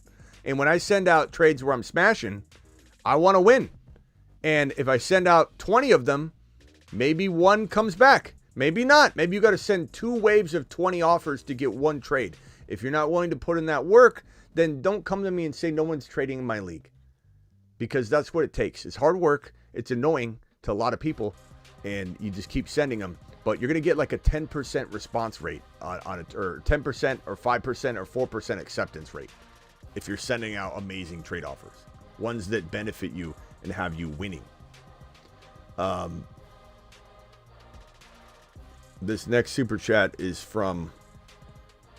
Let's see here. Hold on one second. I'm timing out on all these drafts. Man, Underdog... I wish Underdog wouldn't knock it down to 1 hour, because I have so many drafts. There's just no feasible way that I can catch. Like, I'm sleeping and I'm auto drafting on teams. Like 1 hour is just crazy. In the time zone in the West Coast, like when they kick back off the timer, like I'm still sleeping. It's been wild. Oh, right. Yep. I woke up to just all these auto drafted teams. They were on autopilot. I had at least 22 teams on autopilot. And I was like, oh no. And I looked at them, and about 80% they were queued, and I was happy. But there were a couple like Michael Pittman's in the 4th round. I'm like, no! 10-team PPR. Mahomes. To the moon. The $10 hauler, my guy. Mahomes. Karen Williams. Mahomes, Karen Williams, Achane, Lamb, Debo, Pitts, Dell, Flowers. You got apostrophes and punctuation all over the map, bro. Coleman, I like this. I like this verbiage, just like code. Chase Brown, Corum, Fields. Good team, 10 teams, so you should have a good team. No offense, but you should. And this is that. You did good. Nothing that I'm willing to send off unless I'm doing a Chase Brown and Flowers for one bigger, stronger, better player. Warren and Flowers for one bigger, stronger, better player. And all these names I keep tossing out are perfect for you. Jacobs, Kupp, DK. If I name one that's already on your team, just ignore that. But Devontae Smith, Pacheco, those are all the guys in that territory of players that you could scoop up with those kinds of combos. 2-for-1, 2-for-1, 2-for-1, bro. AJ Brown keeper, Hurts early 3rd, or solid wide receiver 2. Give me Hurts in the 3rd all day long, unless someone like Achane or Kyron that doesn't belong in round 3 is sitting in round 3. Then it's, adjust and adapt, and then you go later. Quarterback if need be. This is from Adam. Adam, appreciate you with the $20 hauler. James, appreciate you with the whole. Let me clear the phone line off, guys, because the super chats they're not going to go away. So I don't want to keep you guys on the phone line. Let me go. Marsman Rock Out. You haven't talked yet. I'm sorry. I forgot you were even there. Marsman, what can I do for you? Yeah, can I give you my bad team? Sure. All right. Quarterback, Purdy, and then Tua, and then I got JT, Walker, Puka, Evans, Pitt, Higgins, Stevenson, JMO, AD, Mitchell, Algier, Musgrave, Dottle, and Cook. Yeah. Who are your wide receivers, real quick? Puka, Evans, Higgins, Jameson Williams. What about Higgins? Aiden Mitchell from. What about Higgins and Dowdle for a slight upgrade, like Cooper Kupp? Higgins, even Evans and Dowdle for like a St. Brown or someone might argue London's not high enough, but I think he could be. MHJ, someone could argue that's not high enough, but Dowdle and Evans could get you that, and maybe Jamar Chase. Maybe someone's freaking out on Jamar. I'd definitely give up Evans and Dowdle for Jamar. And people are wild, bro. People are wild right now. Yeah, we'll see. Try those things. Appreciate it. Yeah, I'd try those. Rock out. You got some good firepower there to trade, so do it. I think you got it. Send out at least 10 offers though. Okay. All right, rock out to the moon. Yep. Brock from Mississippi. Brock, you got 30 seconds, pal. Hey, Smitty, thank you. Quick question. I just drafted tonight. I want to see if you think I can make any moves on my team, if that's okay. Well, you got 20 seconds, so that's what 30 seconds meant. Quarterback Mahomes, running back Achane, second running back Robinson, wide receiver Wilson, wide receiver Neighbors, tight end Pitts, Devontae Smith.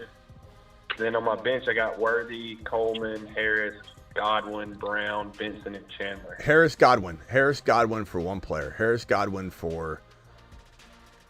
or Harris straight up for Dell. Harris Godwin for Jacobs, for Pacheco, for Kupp, for. Yeah, I like that.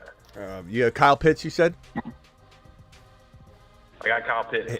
Harris or Godwin to move him into Laporta, into Kincaid, into McBride. And maybe you don't feel that way. Maybe you like Pitts more. That's fine.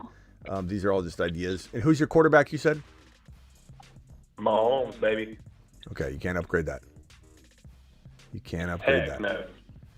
Achane and Robinson, the freaking Bijan. supernovas. Jeez. Yeah. Done. Yeah, go get it. And then your I'm sorry, top three wide receivers were what? Wilson, Neighbors, and Devontae Smith. Yeah, but I also have Coleman and Worthy on the bench. Yeah, Neighbors and Najee for, just think big. Just go straight down the gauntlet till you get to a point where it feels like it's not worth it anymore. Just go for every receiver from Chase down. Chase, in this current situation, this guy might freak out. Yeah. Okay. All right, later, bro. Mo from Thank New you, York. Smitty. Yeah, no, Mo, you got 30 seconds, Mo. That's it, and then I got to jump. All right, Smitty, rate my team real quick. I got Mahomes, Bijan, Pacheco, Marvin Harrison, Neighbors, Kittle, Zamir White, Rashee Rice. Love it. Zamir White and a bench player for slightly better player than Zamir White. Go make it happen. All right, Mo, appreciate it. Come, bring it to me tonight if I go live. Travis, final thoughts. No, I'm all set. I'll talk to you if we go live later. All right, thanks, Travis. Appreciate you. See you. Bye. All right, let me get these out of the way here. We got a $20 hauler from Adam. Adam, appreciate you. Adam to the mother flipping moon. Adam season is in full effect. Adam, appreciate you, pal. Rate the team. QB, love Bijan, Gibbs, Brown, Corum, McLaughlin, Collins, Devontae Smith, Scary Terry, Jaden Reed, Adunze, McBride. It's a good team. I think your running backs and your quarterback, it's all very, very solid. The only thing I'd say is if you can try and upgrade like a Reed and a Dunze with Chase Brown at some point, that would be the move. I'd say it's a 7.5, and don't take that offense. That's still a good team. That means you're one move away from being the league winner. It's just I can't give you. Without looking at the rosters, in the 8s, that means I'm thinking you're 1 or 2 in your league, So I definitely would work a trade like that, and you might need to wait for Chase Brown or those guys to gain value. But that's certainly where I would head to the and moon. try and upgrade just one bigger, stronger baller on that team. 10-team PPR, Amon-Ra St. Brown, and Brees keepers. Okay, I like it. Only have to start one running back. How we looking? Starters are Mahomes, Brees, St. Brown, Debo, Devontae Smith, Metcalf. Very, very good squad. Good information to know. You only need to start one running back. So you're doing fine. You're doing fine. I'd sit on this team. I love it. Godwin and Mostert. Godwin and because there's only one running back requirement, maybe you can do a 2-for-1 with wide receivers. So Godwin and Metcalf for one bigger, stronger player. Devontae Smith and Godwin for one bigger, stronger player. I also like the idea of you getting, even though I say stacking doesn't matter too much, would I trade Godwin for Rashee Rice? Yes. Would I give up Mostert? Probably not. That's too much, but maybe you can do something along the lines of that with a 2-for-2. Godwin and Njoku for a better tight end. I would definitely. That's probably number one priority. Not come to think of it, number one priority. SKS with a $10 hauler. Appreciate you. To the moon. Mang dropping a 10 watt on screen. Guy 12-team standard first pick. UGG CMC Mostert Ford. Okay, Cup D Smith Hollywood Bowers. Trade CMC for 2 players, bro. That would be my advice. Go after Kyron Achane and get a monster wide receiver with it. I think you can do it. That's what I do. And then you don't say ugh with your team anymore. You love it. Let's be for real. Chiefs ain't winning squat with Tony. Without Tony. Kadarius Tony. Ready, down. Hut. Tech Bubble. Ill, appreciate you. Ill to the moon. $5 hauler. Thoughts on Brees, Braylon Allen, and Mark Andrews for Isaiah Pacheco, Rashee Rice, and Trey McBride. Okay, so I like McBride over Andrews by quite a bit, actually. Braylon Allen and Hall. So Braylon Allen for Rice and Pacheco. I'm probably going to say keep Brees Hall. I like the idea, but I think you need to get more. I like Rice and Pacheco, but I'm going to say no, Brees Hall. Just because, you still got a tight end that I think is still ranked in most people's eyes as a top 5 guy, and I think you could get more for it. It's not that I don't like where your head's at. I just want you to do something a little different, a little bit more bang for the buck. Maurice with a super chat, nothing attached. Maurice, make sure you put your question in the super chat, because by the time I get to it, sometimes there's nothing for me to find. And then I can't, and then I got to go searching for it. Here's the question here, Maurice. I did find it. Can you rate my 10-man team? Hurts, Cup, Garrett Wilson, Kyron Achane, McBride, Scary Terry, 10-man, 8.8. I don't give anything higher than 8.8 right now, bro. And there's nothing for you to even do. You're playing with a bunch of corpses probably in this league. That's why I can't give you higher than an 8.8, because I probably would. But who's drafting in these leagues? This is an absolute lambasting. 8.8, smash, Maurice. You absolutely crush your draft. Everybody should be ashamed of themselves. They should all retire. Bijan or CD, again, as I mentioned, go watch the video, what to do with the round 1 pick, how to draft in round 1. But in general, just ask yourself if you can get a Kyron Achane or Barkley in round 2. If you can, then I'd go CD. If you can't, go Bijan and then get Cooper Kupp or London, or worst case scenario, MHJ or London or Kupp. Like that's a much better start. Bijan and one of those receivers is much better than going Lamb and getting screwed at running back. Anthony, I took over a keeper and I have a fantasy emergency. I need Dr. Smitty. Can I call? You can call real quick, Anthony, but it's going to be about 30 seconds or less. 30 seconds. Maurice, thank you again for your super chat. James with a $10 hauler just finished a 12-team non-PPR. Mahomes, Cup, Rice, Hall, Robinson Jr., Kincaid, McLaurin, Chase Brown, Chuba, Coleman, Jalen Wright, Braylon Allen. Any moves or trades? Brian Robinson Jr. and McLaurin for one better player. Chase Brown and McLaurin for one better player. Let Chuba do something in week 1 and then trade him. But that's what I'm doing, bro. I'm trying to get Cooper Kupp. I'm trying to get Jacobs. I'm trying to get Pacheco. I'm trying to get Debo.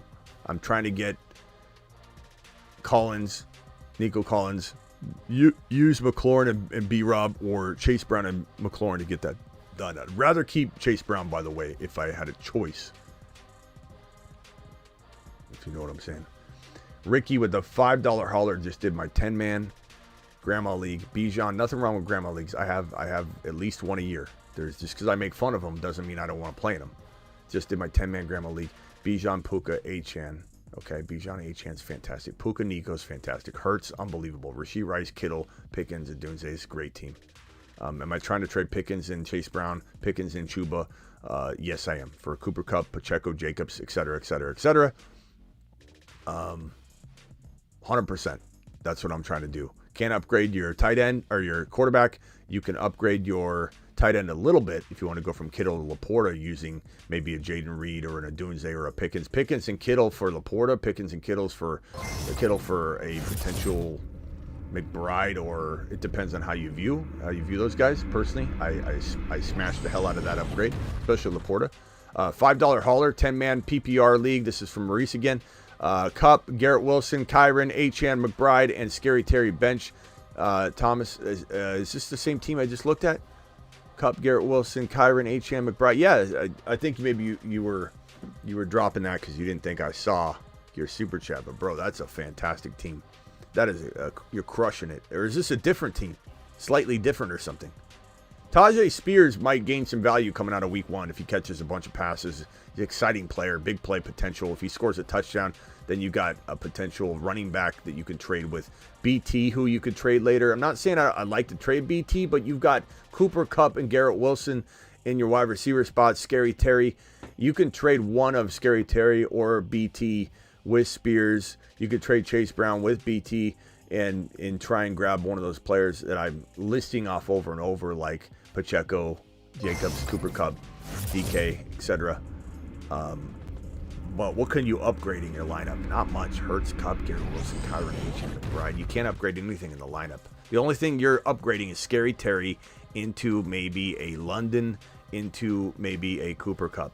And you're doing that using the bench pieces, which probably need to gain value in week 1. So you're probably in a stand down.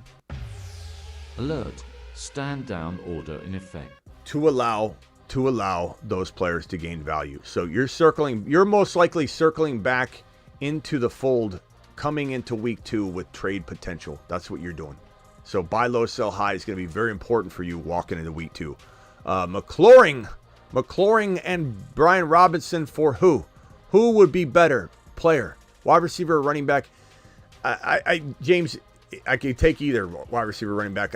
One isn't better necessarily than the other, but a B-Rob or Brian Robinson Jr. and McLaurin, hard to do that because they're on the same team. People hate that. I'd probably say that could get you a Pacheco, a Jacobs. What other RBs are in that wheelhouse? I would say Jacobs. Etienne's going to be too hard. Pacheco, Kenneth Walker, maybe. Jacobs. What other running backs are in that territory? That's about the end of the line there. You know, because you're giving up. I mean, maybe a Monty if you feel comfortable with the steady Eddie approach that he's going to bring to the table, and he certainly will. Maybe even a Rachaad White, who I don't always acquire, is pretty decent for that. And you could always go at wide receiver. You could always go with something along the lines of, let's see the board here, along the lines of, again, Marvin Harrison Jr., London, of course, but you're probably not getting that. Tank Dell for Tank Dell. I might be overpaying, but I love Tank Dell, bro. DK, Devontae Smith, Malik Neighbors even, potentially for that combo, personally. That guy that said, can he call in? I don't see you calling in, pal. So I'm out of here. I'll be back tonight. Call in tonight or ask a question. The guy who's the guy that said that? Smitty, can I call in? Who was that?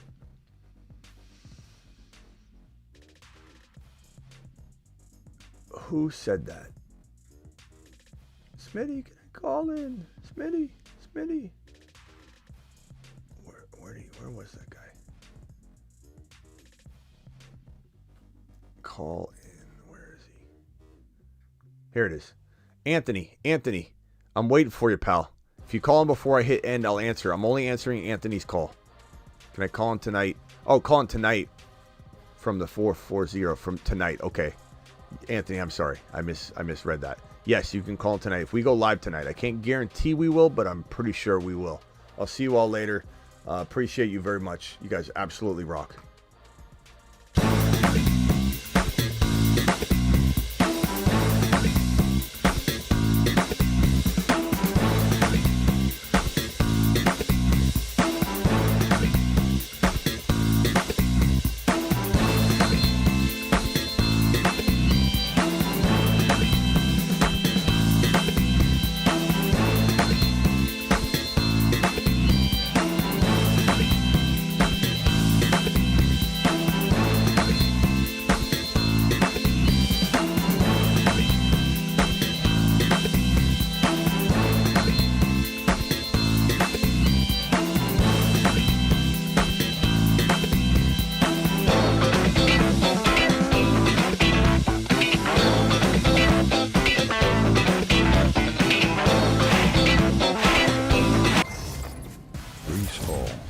is 8 foot tall. He will always answer the mother freaking call. Don't let him fall. In the third, don't stall. Just give Batman the freaking football. He's Brees. He's Brees. He does a hell of a job. A hell of a job. A hell of a job. Brees Hall, please report to the moon. He's Kyron, he's 7 feet tall, and he knows how to handle a ball. He's Kyron, he can take frowns and turn them upside down with his touchdowns. Cam, appreciate your final super chat here. Cam says, should I trade Devontae Smith and McBride for Cooper Kupp? Heck no, bro. Devontae Smith is really close to Cooper Kupp, and you throw McBride in. Absolutely not. Absolutely not. Love Cooper Kupp, but that's not. Devontae Smith is very close. Thank you for asking, though. I'd be sick to my stomach.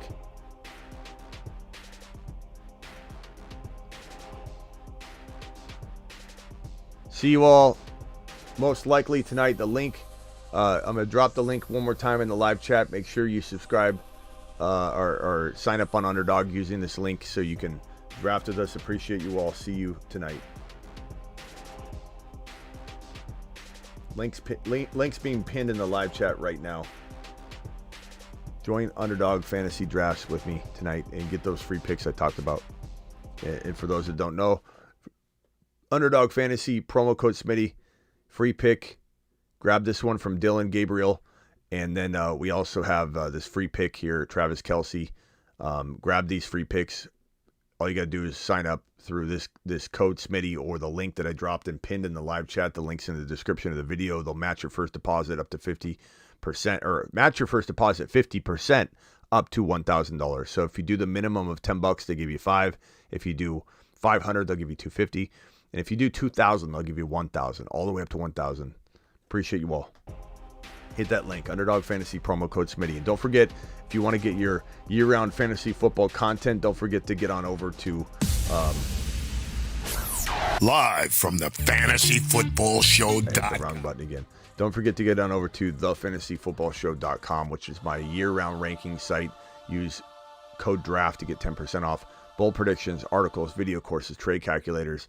It is your one-stop shop. And then also don't forget to get on over to the Patreon, which is a totally different product.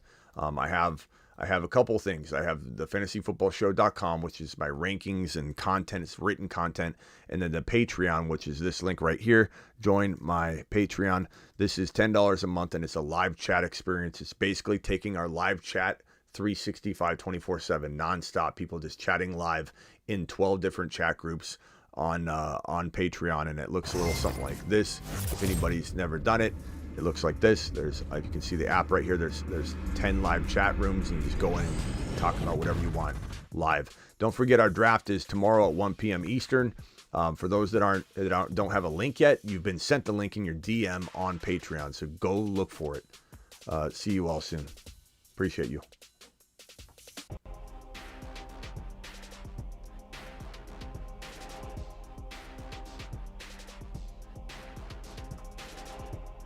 I'm a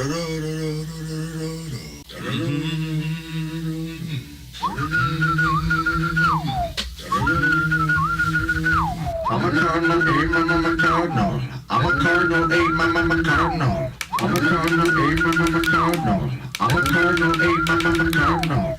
I'm a cardinal, A, I'm a cardinal. I'm a cardinal, A, I'm a cardinal. I'm a cardinal, A, I'm a cardinal. I'm a cardinal, A, I'm a cardinal. The Cardinals look to be rising, and MHJ is your king. I'm a cardinal. Thank you to my mods. Thank you, Travis, Space Ricky, Blackbeard, Sick Nasty, and crew. Appreciate you all. You guys absolutely rock. See you all later.